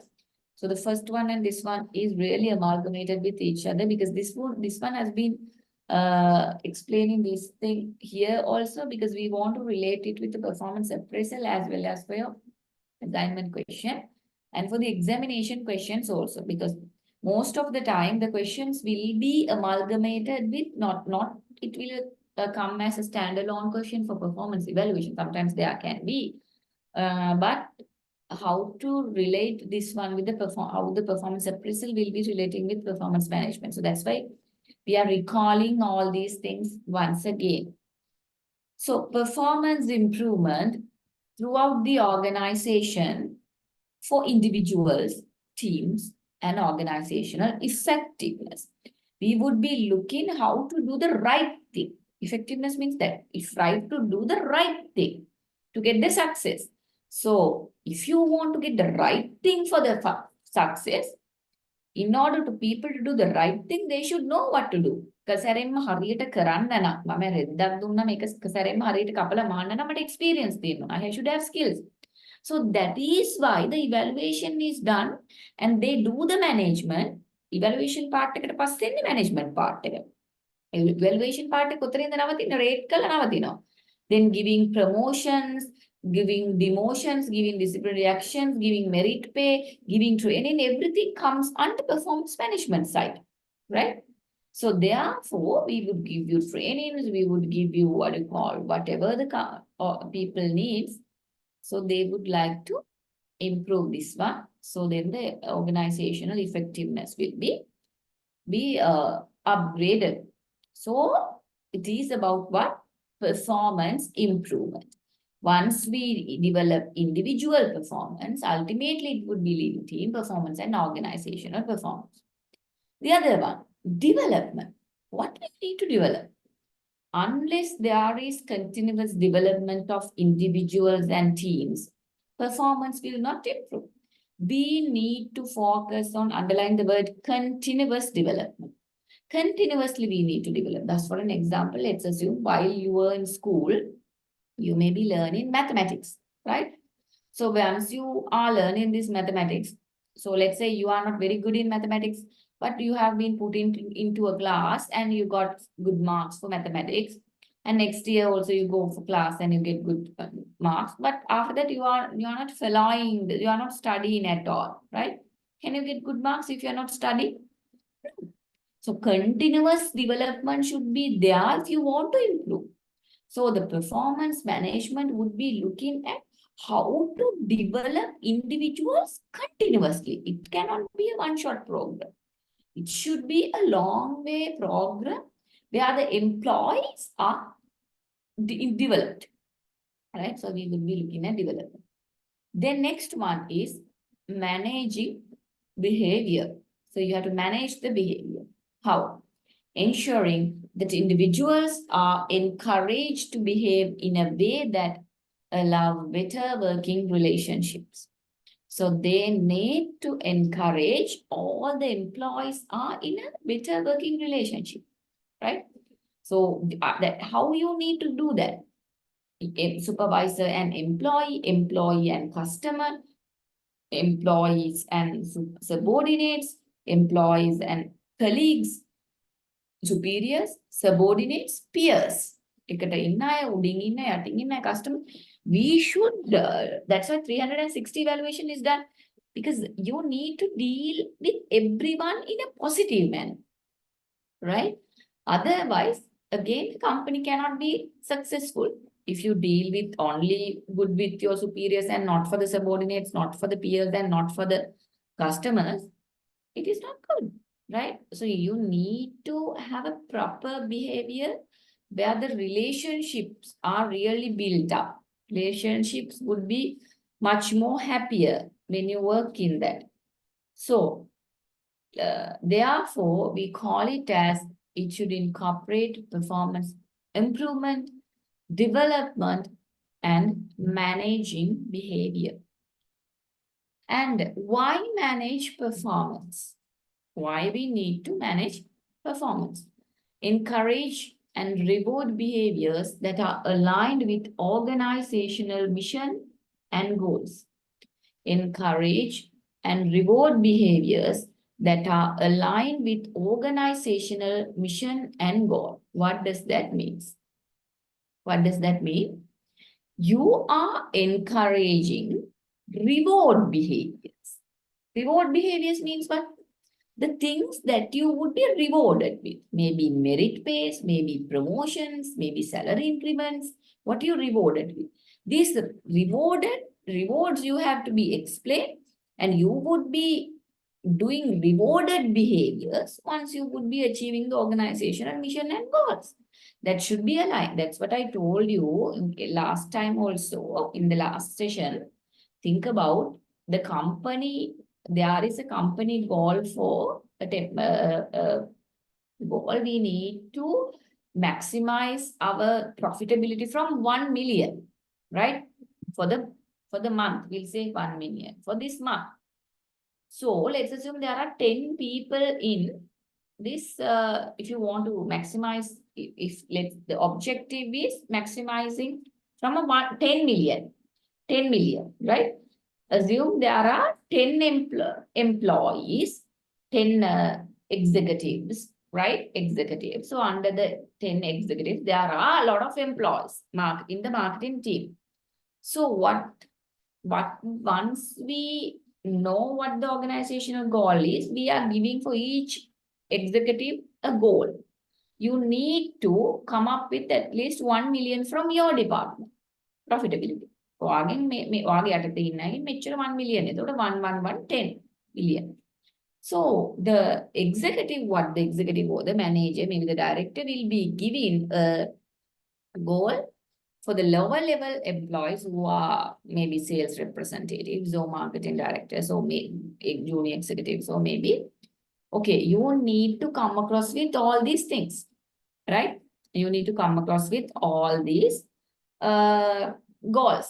So if you, අපිට මේ 1 million තියෙන එක යටතේ තව ඉන්නවා employees ලා, right? So what you would be doing, 1 million means 10 lakhs. Let's assume among, so for a one director, there are 10, one director, there are 10 executives. So 10 executives will be given by 10 million, 10, 1 million, 1 million, 1 million. So 10. So under one executive, also you have 10 employees, right? So what you would be saying, everyone, each of you need to maximize your profitability from 1 lakh. So if you can improve 1 lakh, so all the 10 employees will be go for the 1 lakh goal. So then that 1 million will be able to get from that executive, right? But once we say for this employee, hari, mata 1 million, ඔයාලා හැමෝම ලක්ෂ දැන් profitability වැඩි කරගෙන යන කියලා කොට වැඩි කරගෙන යනවා. They do not want. That is why normally think about fixed deposits, right?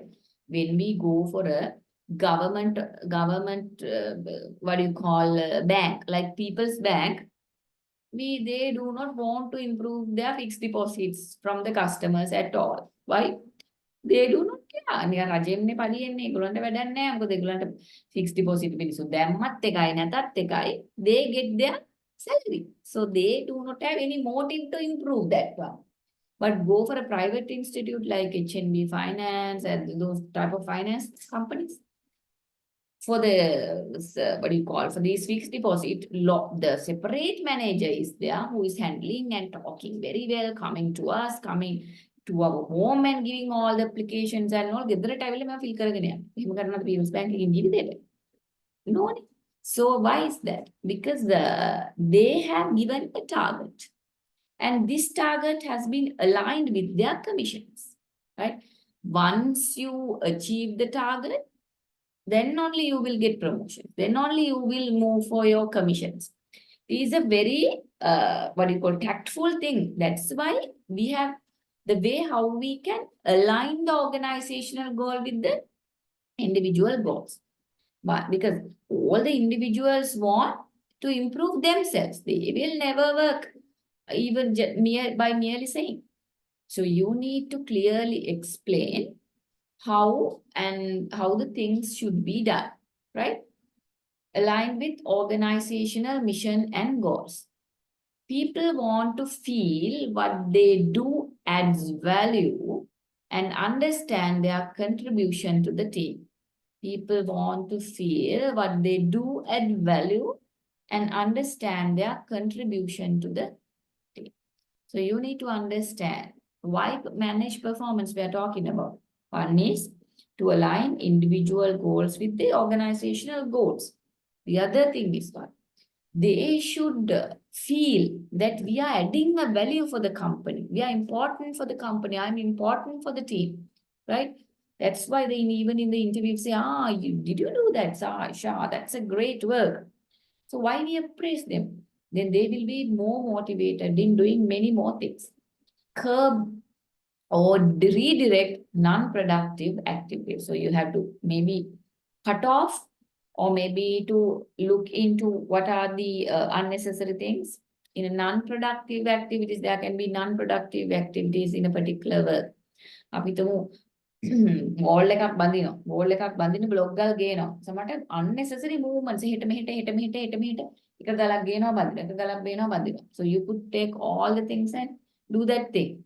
So likewise, unproductive activities, we can cut it off or we can reduce and we can reshape it. So that's why we need performance management. And factors that influence performance is really, really important. Last time also I made a question on this. So this time also most probably you will be getting on what are the factors that influence performance, right? Factors that influence performance. At least you should be able to explain 3 or 4. I believe at least you should be able to remember 4 from each. Now here only 4 you have. 4 from here, 4 from here, right? Factors that influence performance. There are main 3 factors you can see as if you take the performance into an equation, it would depend on the ability, motivation, and environment, right? What are the factors that influence performance? මොනවද බලපාන්නේ performance එක වැඩි කරන්නේ? ඔන්න මේ කාරණා.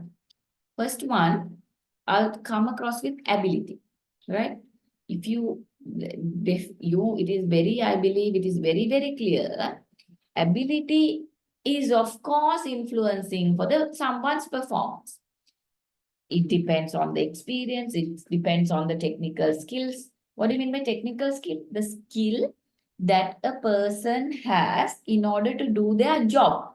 Machine operator කෙනෙක් නම් මහාන විදිහ තමයි යාගේ technical skill එක. එහෙම නැත්නම් speeches කරන එක යාගේ technical skill එක නෙවෙයි. ඒක යාගේ communication skill එක, right? Or it can be relationship skills, interpersonal skills. So likewise. So technical skills. So if you have a lot of technical skills, of course the person's performance is high, right? That is why if you take a non-experienced one and experienced one has more experience on doing this, they can do things fast, they can do things better because of the technical skill, right? The next one is interpersonal skills, right? So you know when the interpersonal skills also there, it depends on the performance. If that employee may be able to talk well with superiors, customers, lower level employees. So likewise, interpersonal skills. The next one is problem solving skills, right? So when it comes to problem solving skills, it is another skill that you should be having up with where it leads to the performance of employees. Maybe you are a manager, you are a supervisor, right? Who would have to definitely enroll with problem solving skills. Or maybe you are just a lower level employee, but still you should have these problem solving skills. Otherwise, people will not be working well if they have a lot of problems.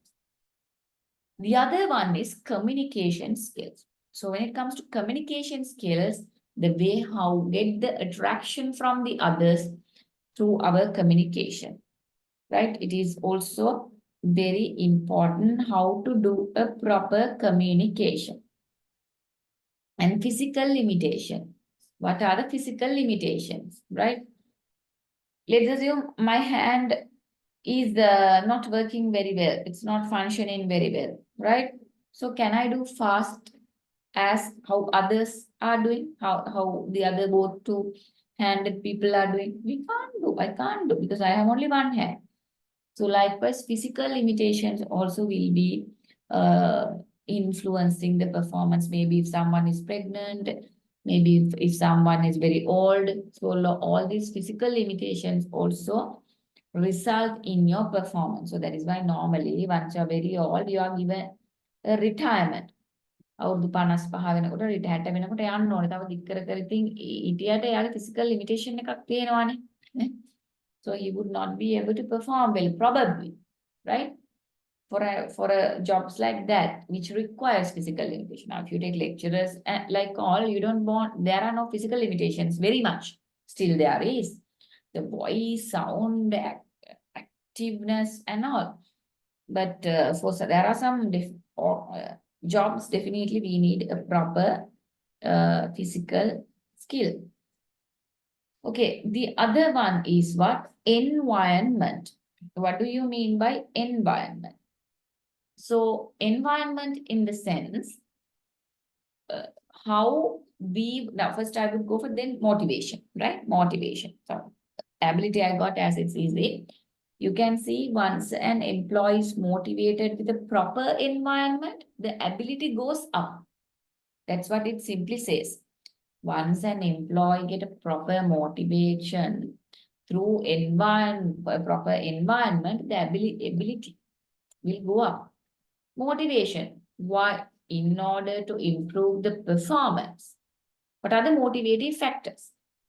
Career ambition. You should have a career ambition. You should know, okay, I am a clerk. I should be the chief clerk. I should be the company manager. I should be the company director. Likewise, career ambition should be there.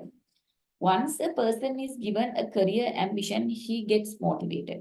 You may have seen, if you have gone to garment, like manufacturing companies, I have seen, they have huge cutouts, right, banners. It says, if you want to go to grade A, what to do? Grade A minus, B plus, B, C, D. Likewise, they have given grades. If you want to go to grade B, I am a person who is in grade D, what should I do to go to grade C? Then it is there. Mecchere salary ප්‍රමාණයක් දෙනවා C එකට, B එකට මෙච්චර, A එකට මෙච්චර. So likewise, it's there mentioned. It motivates me to reach the expected level, right? A level එකට ආවහම I can go for that. So career ambition should be there. It would motivate the employee to work. And fairness and satisfaction. If a company is very fair, definitely people will be satisfied, right? Why? It would motivate, because we know for the work we done, we get benefits. There are some companies, whatever we do, the fairness is not there. They are always having biases and they give promotions and all for whom they want. So fairness should be there, so we will be motivated in doing things. And goals. For person to work well, the person to motivate well, we should explain them their goal.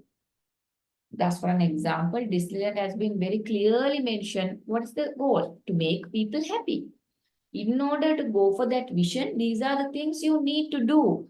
If you do like this, you will be benefited like this, right? So they also have a goal. Once you should have a goal. Otherwise, how the person knows what to do and how to do things. Once you show a goal, they will be motivated to do that. Now, all at the advanced level, it is shown a goal. You need to get 3 A's to be selected for the university. It's a goal. So once there's a goal, you motivate to do for that. You go for that, right? And expectations. Expectations, balapuruttu. So you need to give expectation, which will motivate. Now, are you, let's say, if you take Aishwarya Rai, she's a very pretty, beautiful lady in the world. But are you going to propose her? Propose no, it's beyond your expectations. You know she will never marry you. Because you know, whenever you set an expectation for your employee, you should be able to reach. And there should be an expectation. Because for an example, if you see a one who is who likes you, you have an expectation. Expectation. That leads you to work on that one. So likewise, in organizational also, you have to give an expectation. If you do this, you will get promoted, you will get merit pays, you will get bonus. So likewise, expectation should be there, because that's for an example. They may have an expectation. The next one is going to retire, or the next one is going to go to another layer. So I will be, if I perform well, I can go for the other layer. So likewise, expectations, career ambition, fairness, satisfaction. Sorry, fairness leads to satisfaction. Goals and expectation will motivate an employee. So such motivated employees will have to work in a very positive environment, right? What do you mean by environment? Job design. What do you mean by job design? Job design means for a particular job, we design what are the tasks and duties, what are the responsibilities, what are the tools, what are the equipments that they can use. We design the job, right? Lecturer කෙනෙක් නම් එයා මොකක්ද එයාගේ job role එක, right? Need to do lectures, need to prepare notes, we need to find the video tutorials. So likewise, the things we need to do. Let me show you a video on job designing. So it's simply understand, we design the job, right? So We'll see whether we, okay.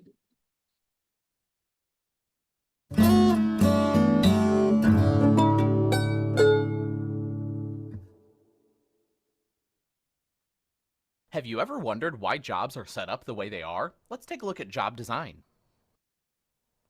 Differences in the tasks and responsibilities for different jobs, or even for similar jobs in different companies, do not occur by chance. Managers consciously make decisions about how they design jobs to improve company performance.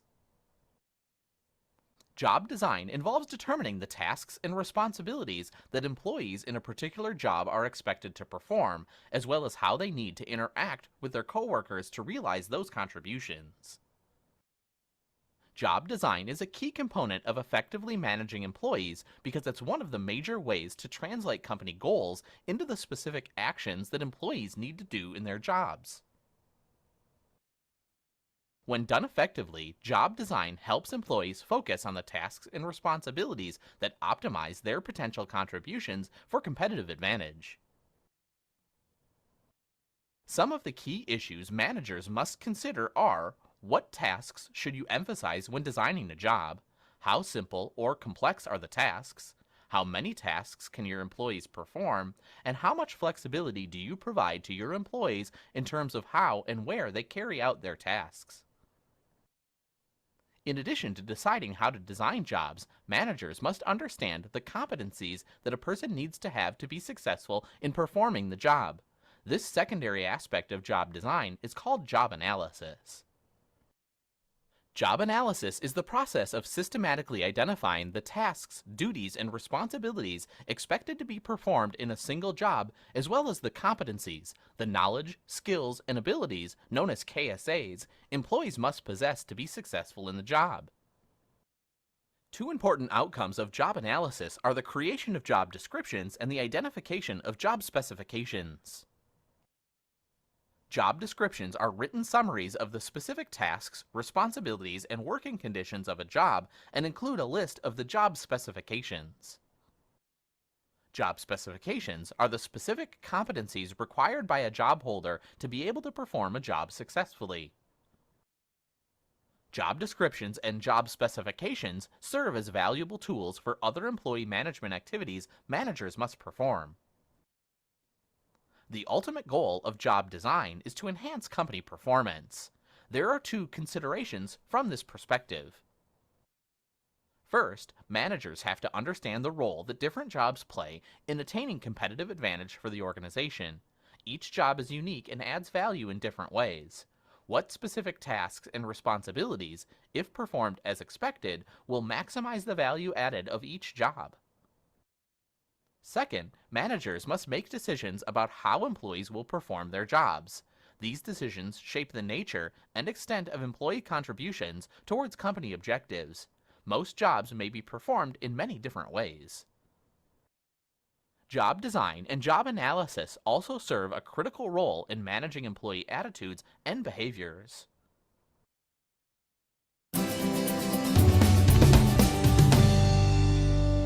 So you could say it's one of the shortest video. You could see how a job is designed, right? So we would be looking into everyone's role, their competencies, their abilities. Then as per that, you design the job, right? Then that environment should be, that comes under environment, because we want to go for a place where the job is designed. Otherwise, we do not know what to do, how to do things. You have seen the job description is created in job analysis, right? So it means what to do, how to do, where to do, the tasks and duties. It should be very clear. When you take a job, it should be told what to do. Now, normally, when it is a lecturer, we know we have to develop curriculum, we have to teach, we have to do research, we have to do this, that. A job is design, right? It's very clear for us to work. Otherwise, when we are not aware about what to do, how to do things, we are vague, like we don't know what to do. The next one is economic condition. So we have to understand that normally economic condition, now even current, if you take the current condition, economic condition is very worst, right? So therefore, the economic condition that therefore we provide for internal economic condition should be upgraded. එළියේ economic condition එක තව හොඳ නැති වෙනකොට තව කරන්න හොඳ තමයි ඇතුළේ economic condition එක. So maybe salary increments, maybe merit based pay, performance based pay. So you can do that. And otherwise people will not be satisfied. කොච්චර වැඩ කරත් දන්නේ නැහැ. යාටයි මටයි එකම salary කරන people will not work, right? So unions. So union is also coming as a thing for performance. Unions can decide whether to work, whether to go for work to rule, අපුරට වැඩ කරනවද, එහෙම නැත්නම් හොඳට වැඩ කරනවද. So unions have a lot of impact on the performance of the people. And rules and policies. So there are rules and policies. You have to come in this time, you have to do these things. These are the company policies, so you have to adhere for that. So based on that also, your performance can be upgraded. And the other one is management support. So the management should be supportive for the employees. That environment definitely should be there in order to get a positive environment. Otherwise, it will be a huge problem, right? So motivation, environment, ability. Laws and regulations means also laws are rules and regulations, rules and policies are coming from the company, but laws and regulations are coming from the external environment, from the government. Shop and office law, there are a lot of laws for employees, employee law, contract laws, a lot of laws. So you don't want to know about all the laws. It says lot of laws are there. You have to adhere for that. උදාහරණයක් විදිහට there is a maternity leave යන කෙනෙකුට මෙච්චර නිවාඩු ප්‍රමාණයක් තියෙනවා කියලා තියෙනවා. රෑ 10න් පස්සේ ladiesලා වැඩට තියාගන්න බෑ. So likewise there are rules and regulations, laws. Not rules and regulations, sorry, laws and regulations. So you have to adhere for that. ඊට වඩා වෙන වැඩ you can't do because it will affect for the performance. That's for an example. Let's say if there is a law not to keep the ladies after 12 o'clock for a work, right? 12 midnight. So if it is a law, you can't keep. So if the manager says, "Nana, තව ටිකක් තියෙනවා, ටිකක් කරලා දාලා යන්නකෝ," මොකද වෙන්නේ? The employee will be demotivated. So that would be a problem. So therefore, these are the factors that influence performances. So you have to understand these things. At least from each, you should be able to briefly explain four out of these, right? Motivation, environment, and ability. So understand, motivation leads to environment, and motivation leads to create a proper environment, as well as along with the proper environment, people's ability will go up. Okay, now we have come to the parameters. So as I was talking more than 15 minutes at a stretch. So I will just have 10 minutes break. So meanwhile, I'll show you a video clip as well. So on we'll see whether we can find factors influencing performance management rather than keeping the screen vague. So we'll see whether we can find factors. So I will take 10 minutes break. So meanwhile, it will be play for 4 minutes, right? So we'll have 10 minutes break and come back.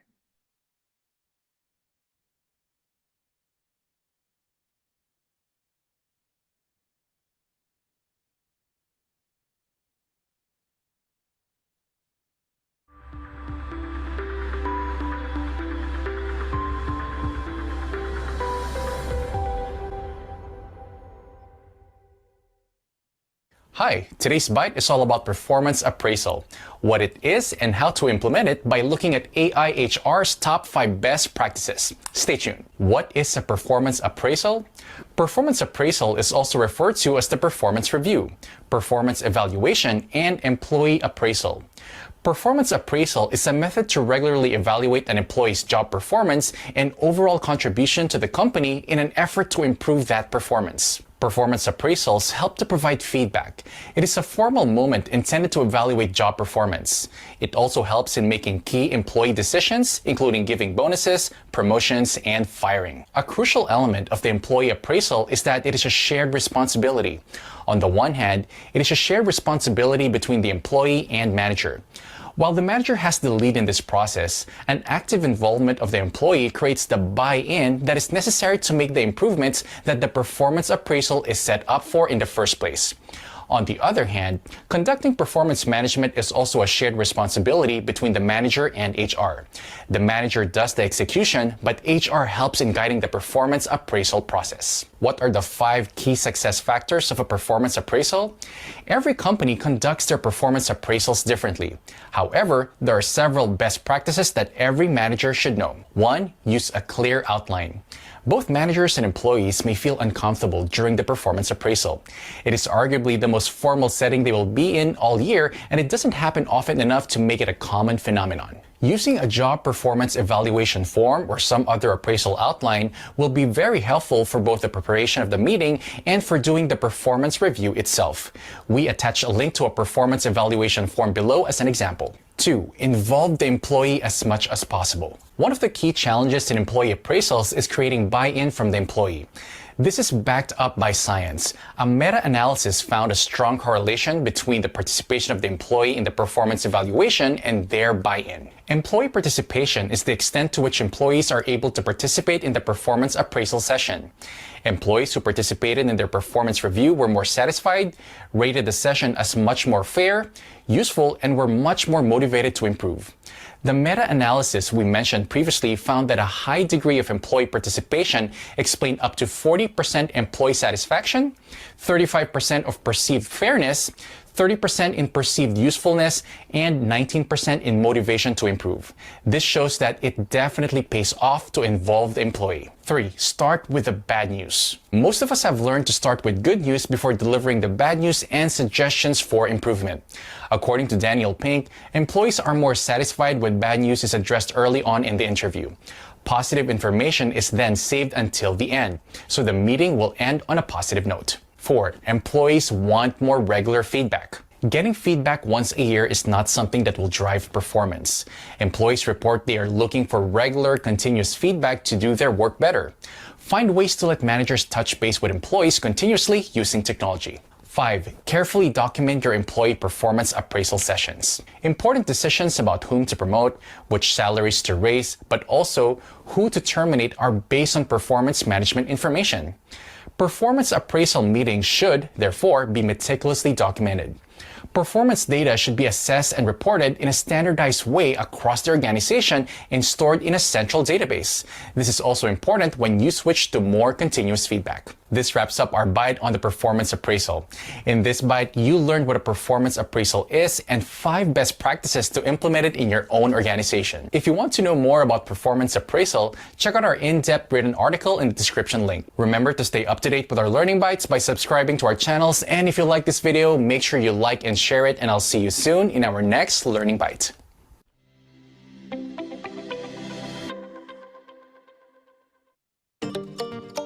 How to get the most of Grammarly free. It's Kayla on behalf of Grammarly to tell you all about the free version of the best communication assistant in the world. Millions have chosen to go beyond their default grammar checkers and use Grammarly. My cousin Izzy, a graphic designer, is one of them. Izzy loves how quick and reliable Grammarly is at providing feedback. Another reason Izzy signed up for Grammarly is its conciseness suggestions, something she wasn't getting from default grammar checkers. Grammarly notices wordiness and helps her rephrase this hard-to-read sentence with one click. Izzy also wants to feel like her tone is on point, so she uses Grammarly's tone detector to show how a reader may understand her writing. Here, Izzy's email is optimistic, friendly, and admiring. Izzy sends the email confident that it's mistake-free, concise, and on target. And what did it cost her? All of it was free. Download for free at Grammarly.com. Grammarly, one of the best AI-powered tools.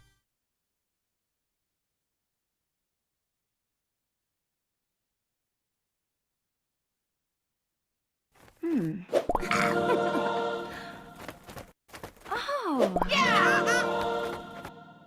Ha!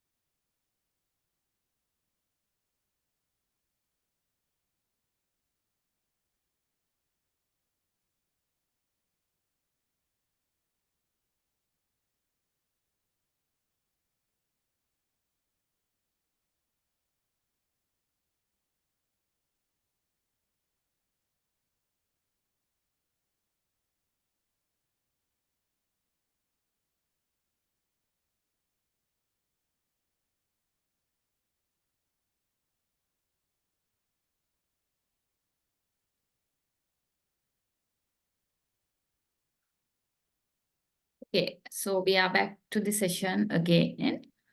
So we were discussing about now performance management, and now we'll see what are the parameters that we can look into when it comes to performance management. What are the parameters that we can check up with, right? So simply, actually, you do not want to remember the parameters because it's obviously there's nothing to study. These are obvious things like, you see, what is the purpose of performance management is to improve the organizational performance. And how we gonna do that? Through regular interactions between managers and employees. So that one also we already discussed. Where at the workplace, when continuously, often half yearly, right? It does not mean the way that you give feedback should be half yearly. No. No, when normally we are doing a performance evaluation is half yearly. That's what it says. And by whom? By whom this one is doing? Immediate supervisor and the employees. So normally if customers also can be related if it's 360, and if the employee is directly dealing with the customers. And next one, okay, the performance management process, right? Earlier, what we learned about performance evaluation process, right? This is performance management process. Don't mix up. Earlier today we discussed on performance evaluation process. This is performance management process. So when it comes to performance management process, you first need to understand that we need to give, when a new employee comes to an organization, what we do? We give an induction program to make them socialization. Induction program කියන ආධුනික පුණුවක් දීලා socialize කරනවා. මෙයා තමයි boss, මෙයා තමයි junior, මෙයා තමයි එක තමයි වැඩ කරන්න තියෙන්නේ, මෙතන තමයි canteen එක, මෙහි washroom. So likewise, induction will be given to socialize the employee. Then the employee, rather than feeling this is a very strange place, they will get socialized, they will talk with each other, they will get to know each other, then it will be familiar. Once we are familiar with the workplace, we can work leisurely. Otherwise, it's very difficult to cope up with all the things, right? And then what we'll be doing? Reviewing and appraising the performance. Now the person is being socialized. So we are now reviewing and appraising the performance. Reviewing and appraising, what's the difference? Reviewing means we give marks, right? We give marks for each. For how he's doing relationship with the other employees, networking. 4. How he's dealing with customers. 3. How he's dealing with supervisors. 5. What is the punctuality? 3. Dedication. 1. So likewise, we review one by one. Then we appraise the performance.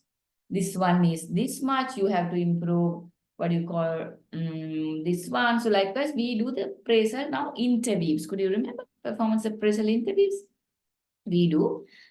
So ultimately, you can take a 1 mark also, like you calculate all and divide it from the number of indicators that you have, what do you call, measured with. අපි තුම indicators 10ක් යටතේ dedication, punctuality එහෙම 10ක් යටතේ ඒවා measure කරා නම් ඒකේ ඔක්කොම ලකුණු ටික එකතු කරලා ඒක බෙදලා 10න් බෙදලා එහෙම you can do that if it's 10 indicators, or else you evaluate one by one. So reviewing and appraising the performance. Once you're reviewing and appraise the performance, you know what's happening here now, how the person is behaving, right? Then you do reinforcing performance standards. You reinforce the performance standard means you would be looking at what the performance standard should be, right? Like that's for an example, let's assume we've been asked you to produce 100 pieces per day. So we reinforce the performance. Okay, you have to do this 100, if not 95, 98. This is the level you have to come to the margin. Otherwise, you will be out of the organization. So likewise, you are not going to say at the very first time, you will be out of the organization if you're not going to do this one. So you anyway reinforce the performance standard, how to do that. Then you go for with that counseling and support. You have to do counseling and support. This is the way you have to do. You have to deal with these people. You have to get advices from these. So likewise, counsel and support. If it is also not working, again, you have to go through with the same process, performance management process. This is like a circle. No, but when it comes to performance evaluation, it stops from a moment. But this one goes like a circle. Why? We are expecting continuous development. Can you remember in the highlighted things in the first tute, I told you, we are looking at continuous improvement, continuous development of the employees. So there, that is why this is spinning all over, right? And what do you mean by performance appraisal? And now we've been discussing all about performance management. Now we have come to performance appraisal. Performance appraisal is the systematic evaluation of the individual with respect to his performance on the job and his or her potential for development. So you do have two things. So basically explains on performance appraisal. So you can say, first one, it says one, it is the eval. You don't, when it comes to examination also, if I ask you what is performance appraisal, you don't want to write in the same wordings what I have been mentioned. You can use your wordings, but there are some specific words you can see that you cannot avoid, right? So it can be what do you call different, right? So it's like that. And performance appraisal is the systematic evaluation of the individual with the respect to his or her performance on the job and his potential for development. We are looking at what now? We are in the evaluation stage. What we look what is the potential development?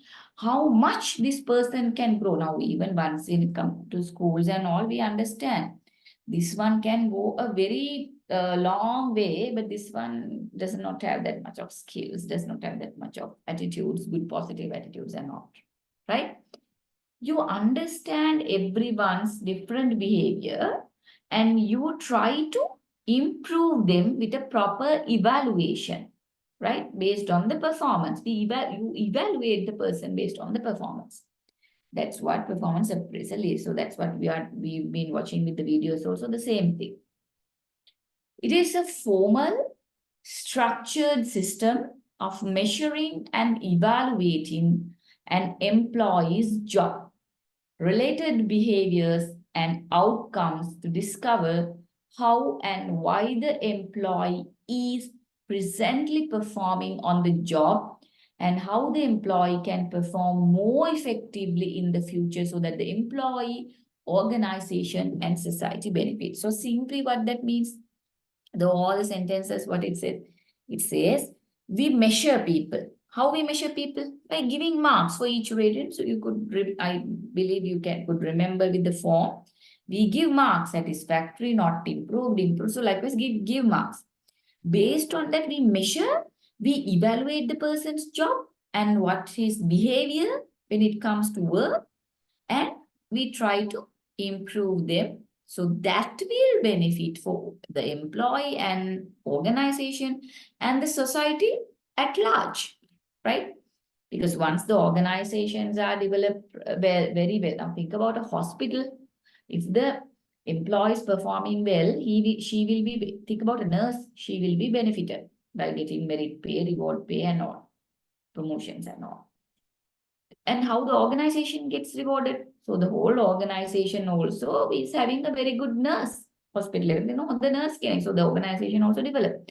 Society also benefit. Patients, all the customers, suppliers, she's a very good one to deal with. She's a very good one with customers, patients. So likewise, everyone will be, at last, will be benefited, right?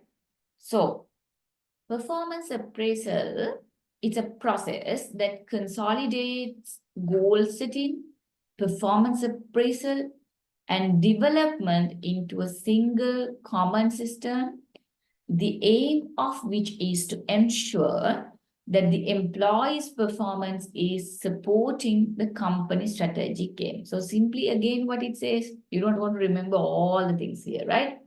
What it simply says, it says, once a performance appraisal goal is set, what we do, we have performance goals, appraisal goal is to improve them, right?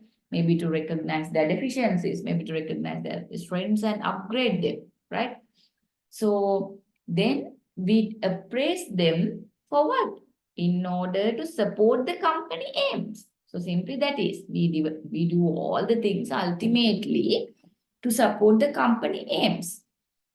Once we evaluate them, once we appraise them, we understand who is doing best, right? And performance appraisal aims directly to link together individual goals, departmental purposes, and organizational objectives. So that's what we were always talking about. Always performance appraisal should be related to individual goal, department goal, and at large organizational objective. So normally we start from the organizational objective. What is the organizational objective? And that would be divided into department goals, and then it would be divided into individual goals. So it's like that, right? So if the people who are working in this finance company and all, they are getting a lot of commissions for these bringing fixed deposit, bringing investments and all. So therefore they work for that because they get a commission for that. So it's like that, right? Think about simply life insurance, right? If the people who are working for life insurance, the sales representatives, they come and say many things, same as the credit cards. Credit card make a lot of things. So the customers will purchase. With the customers purchase, who will be benefited? The company ultimately will be benefited. So therefore that this individual will get a commission. So the individual goal is successful, and ultimately department purpose and the organizational objective is also ultimately successful. That's how it goes on. Okay, let me check. Probably I may have shown you this one. A good performance appraisal video, I think I have shown you, and the bad one also. Anyway, we'll see what that is.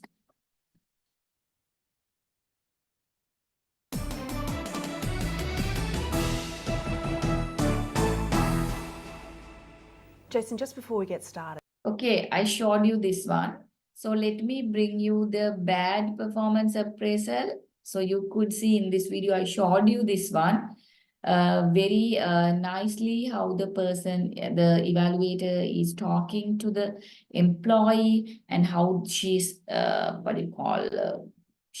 she's trying to improve the employee, getting suggestions and giving positive comments and all. So now look at a bad performance appraisal also. When it comes to a bad performance appraisal, how it could be like, right? It's because we can then understand how the things, what's the difference between a good performance appraisal and a bad performance appraisal.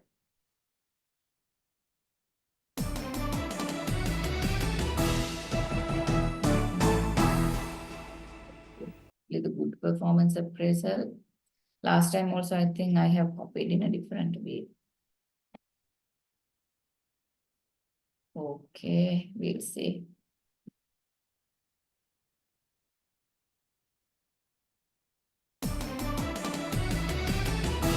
Bad performance appraisal. Jason. Yeah, it's John. Yeah, good, mate, good. Yeah, come on over to my office, eh? Yeah, we'll do your appraisal now. It's too easy. Yeah, it's John here. Phil, good to hear from you, mate. Oh, lunch would be great right now. Yeah, I could do with a beer right now, but I've got that holier-than-thou Jason coming over. Yeah, to his personal appraisal. What was that? Yeah, well, I'm not denying what he did was a good job. I mean, I know that, and you know that, but I can't stand the way he walks around the office thinking he's so much better than us. Anyway, I'm gonna get my stuff together and put him back in his place. Yeah, alrighty. I'll see you down there. All right. Take a seat, mate. We've got to get this started. I don't have much time as it happens. Right. I can't believe we're actually doing this after you cancelled 5 times in the last 6 weeks. Yeah, well, it couldn't be helped. I've been flat out like a lizard drinking. All right? Okay, so let's talk about your performance over the last 6 months. Back then when I talked to you, I told you you need to work on your customer service skills. And yet only yesterday when I talked to Mary, she said you hadn't done this, much to my disappointment, leaving me no option but to mark you as marginal for customer service skills. Do you mean Mary from my division? Mm-hmm. She's been on annual leave since the week before last. Right. Well, that must have been Anne, okay? It doesn't matter who But said Anne- what. Anne wouldn't have- You failed to achieve the target I set for you, all right? Come on, that's ridiculous. No, I'm Anne- serious, okay? Let's category one. Let's move on, all right? Okay.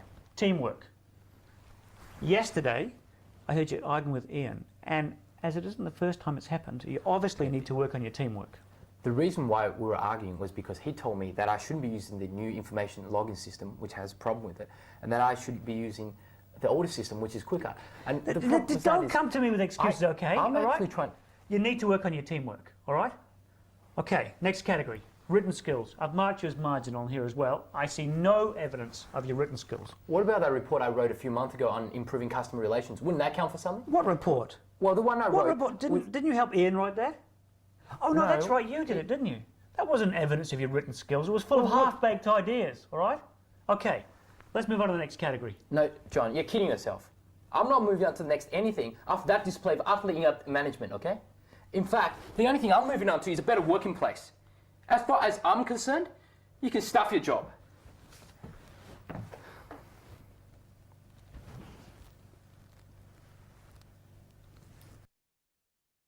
So you could see the difference between a good performance appraisal and a bad performance appraisal.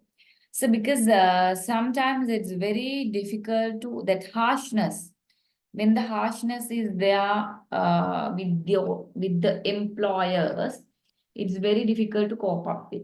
So probably it will be a very bad performance appraisal, even the employer is ready to listen.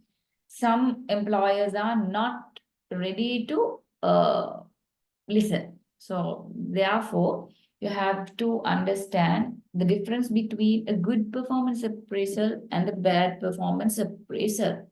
So we have taken several examples from several videos. So just to refresh and to have an idea.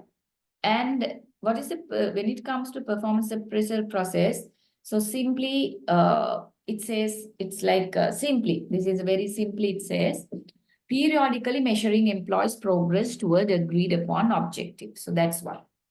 So we would be starting up with listening to the objectives, right? So these are the objectives. We'll see whether you have achieved our objective. So let me give you that in a very short clip that explains.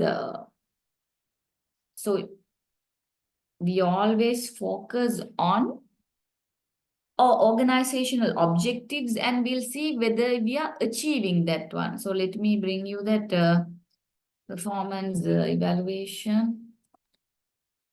So how she comes up with, we'll see how you've been achieved this one. So like this one, right? So let me show you a little bit of that.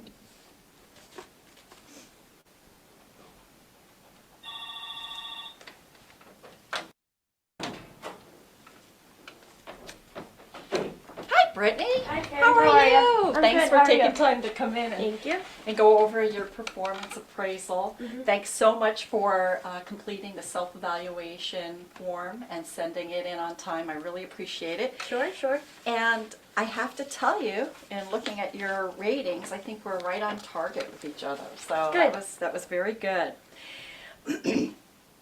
As you know, the performance appraisal process is a very important process here at Keystone College because it provides us with an opportunity to talk about what's going on in your work, gives you a chance to tell me if you have any concerns or issues, and it also provides me with an opportunity to share with you how you are supporting the whole strategic planning process, the strategic goals of our department and of the college, and to show you that you really do play an integral part in the success of the department and the college.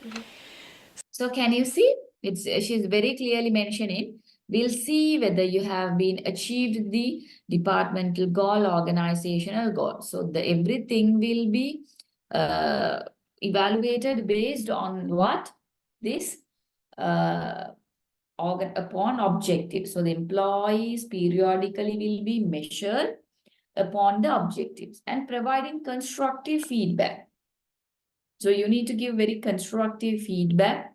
So you could see in that video, if you may remember, or if not, you can go back and watch again. So last week also, I think during a break, I have shown you that video. She is very constructively giving feedback. So it's like now you watched just now the bad video, the feedback he is giving, the manager is giving is not constructive. Nobody wants to listen to even, right? But constructive feedback means that feedback improves you. Now there she explains in that the better performance video, the principal explains.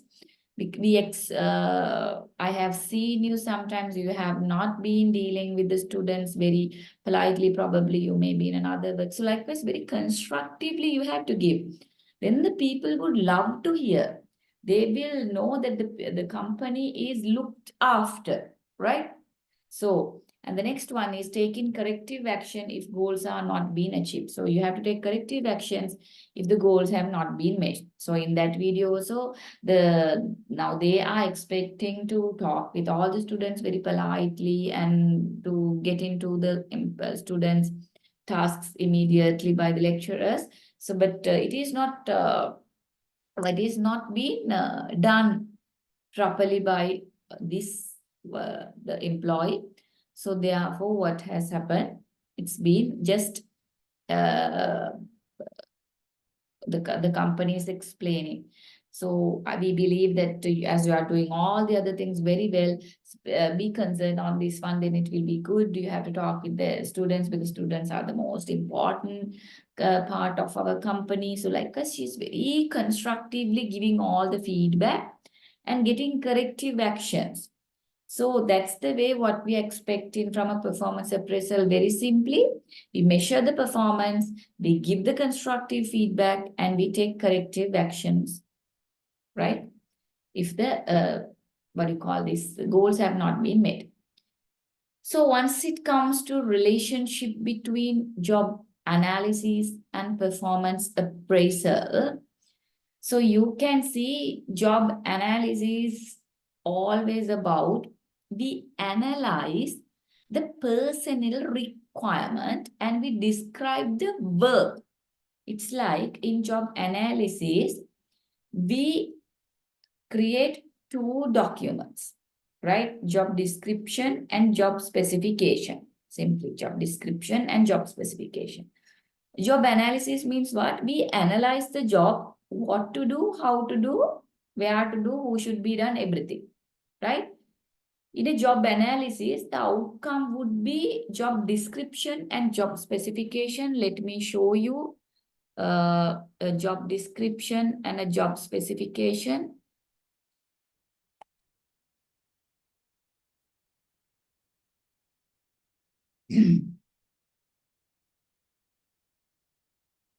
So you can see the job analysis is, it divides into two parts. So you can see job analysis and job description. Job analysis creates job description and job specification. In job description, everything is mentioned related to job.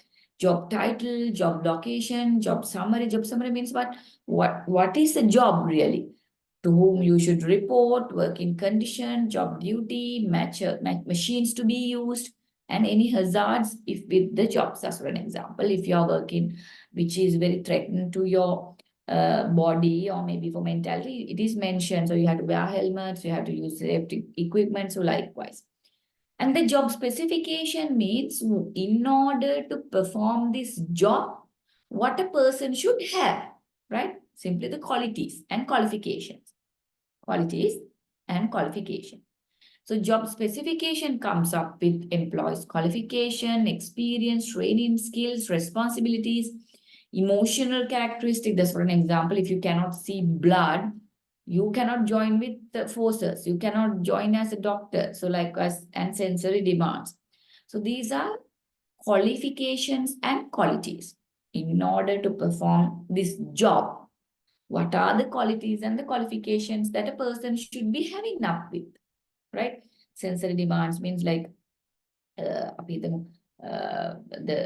you need to like see, you are taking for designing something, so you need to see your eyes. You cannot be a blind one. You cannot do that one in a braille way, right?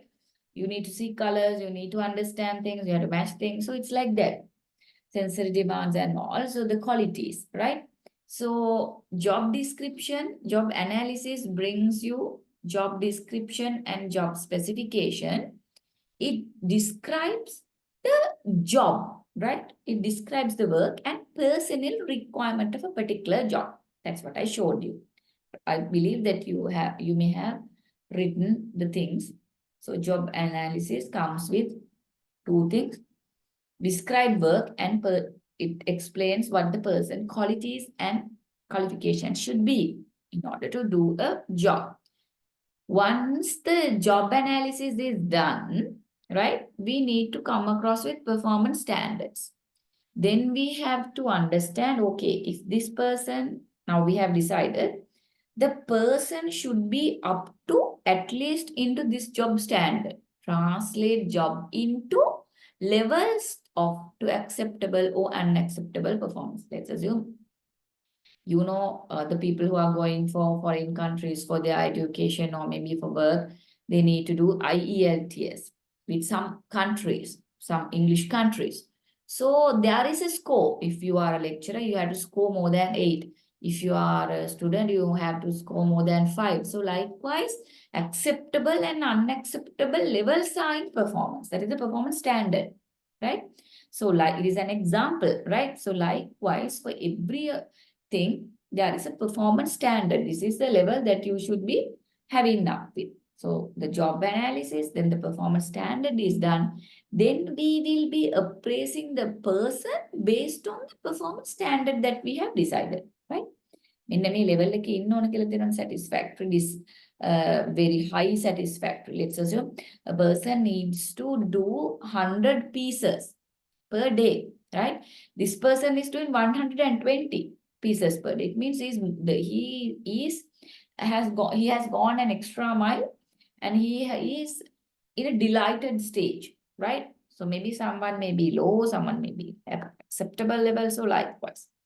So appraisal in the sense describes the job relevance, strengths and weaknesses of each individual. Now when we appraise, we see she has gone more than 100, 120. It's a strength, or maybe a weakness. She may not even reach at least 70, 80 weakness. So once we recognize the job, right, what to do, how to do, we know from a particular job what we need to cover. මෙන්න මේ job analysis එක කරාට පස්සේ මේ job එකේ මොකද්ද වෙන්න ඕන කියන එක අපි ඩිසයින් කරනවා.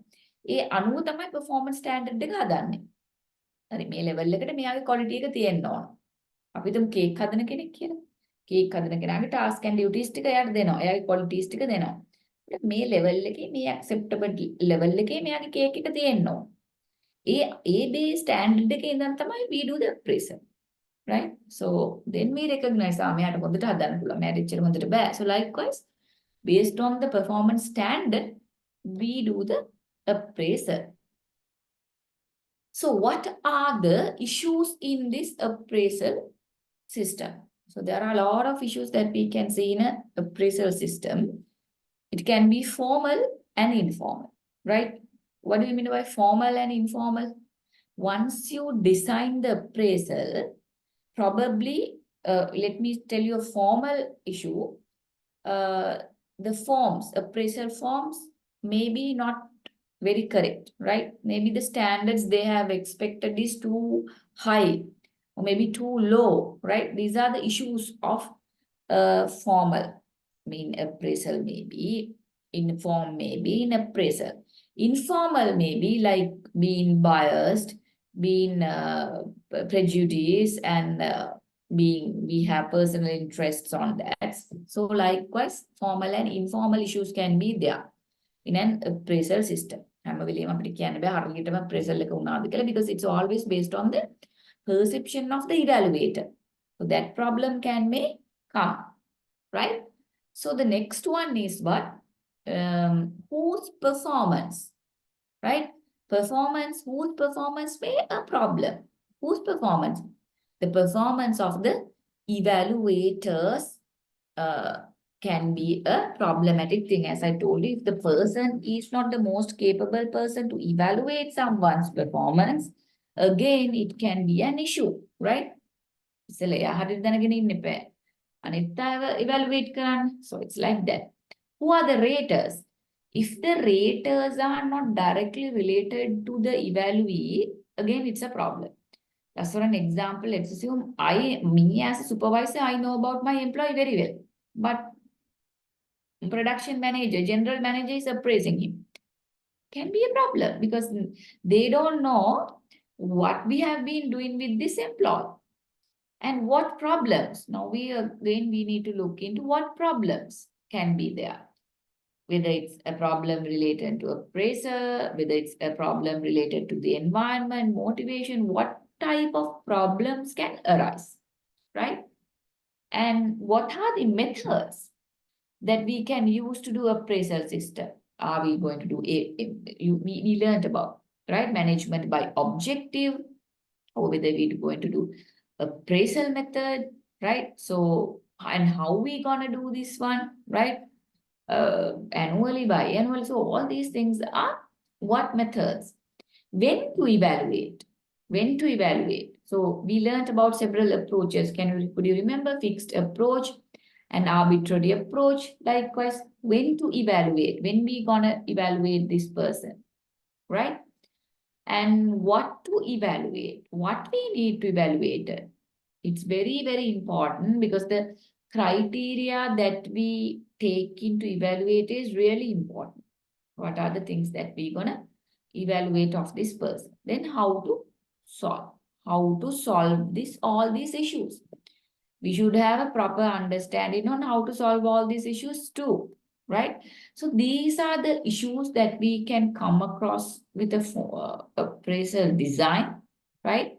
Appraisal system. And right. So if you come into this one, so whose performance should be rated? So we know we need to rate different people, right? Maybe we need to rate an individual. So normally that's what we do. Individually rate karna, right? So that is the most easiest way. Probably we are rating the work group. So if you go to these IT companies and all, IT companies, they have always teams, clusters like teams. We evaluate this work group. What is the performance of this work group? You may have seen even in garment manufacturing companies, lines. Lines, නෑල මහන්න දාන්න. ඒ line එකේ performance එක බලනවා. line එකේ effectiveness එක අද දවසේ කොච්චර කරාද? ඒකේ quality එක කොහොමද? Rejected ඒවා කොහොමද? Accepted ඒවා කොහොමද ready? So likewise, work group performance can be rated. Or we can rate the divisions or the department's performance. So marketing department is progressing this much. And this production is progressing in this much. So likewise. Or we can do rate as in an organization manner. So even in organization, what do you mean by organization?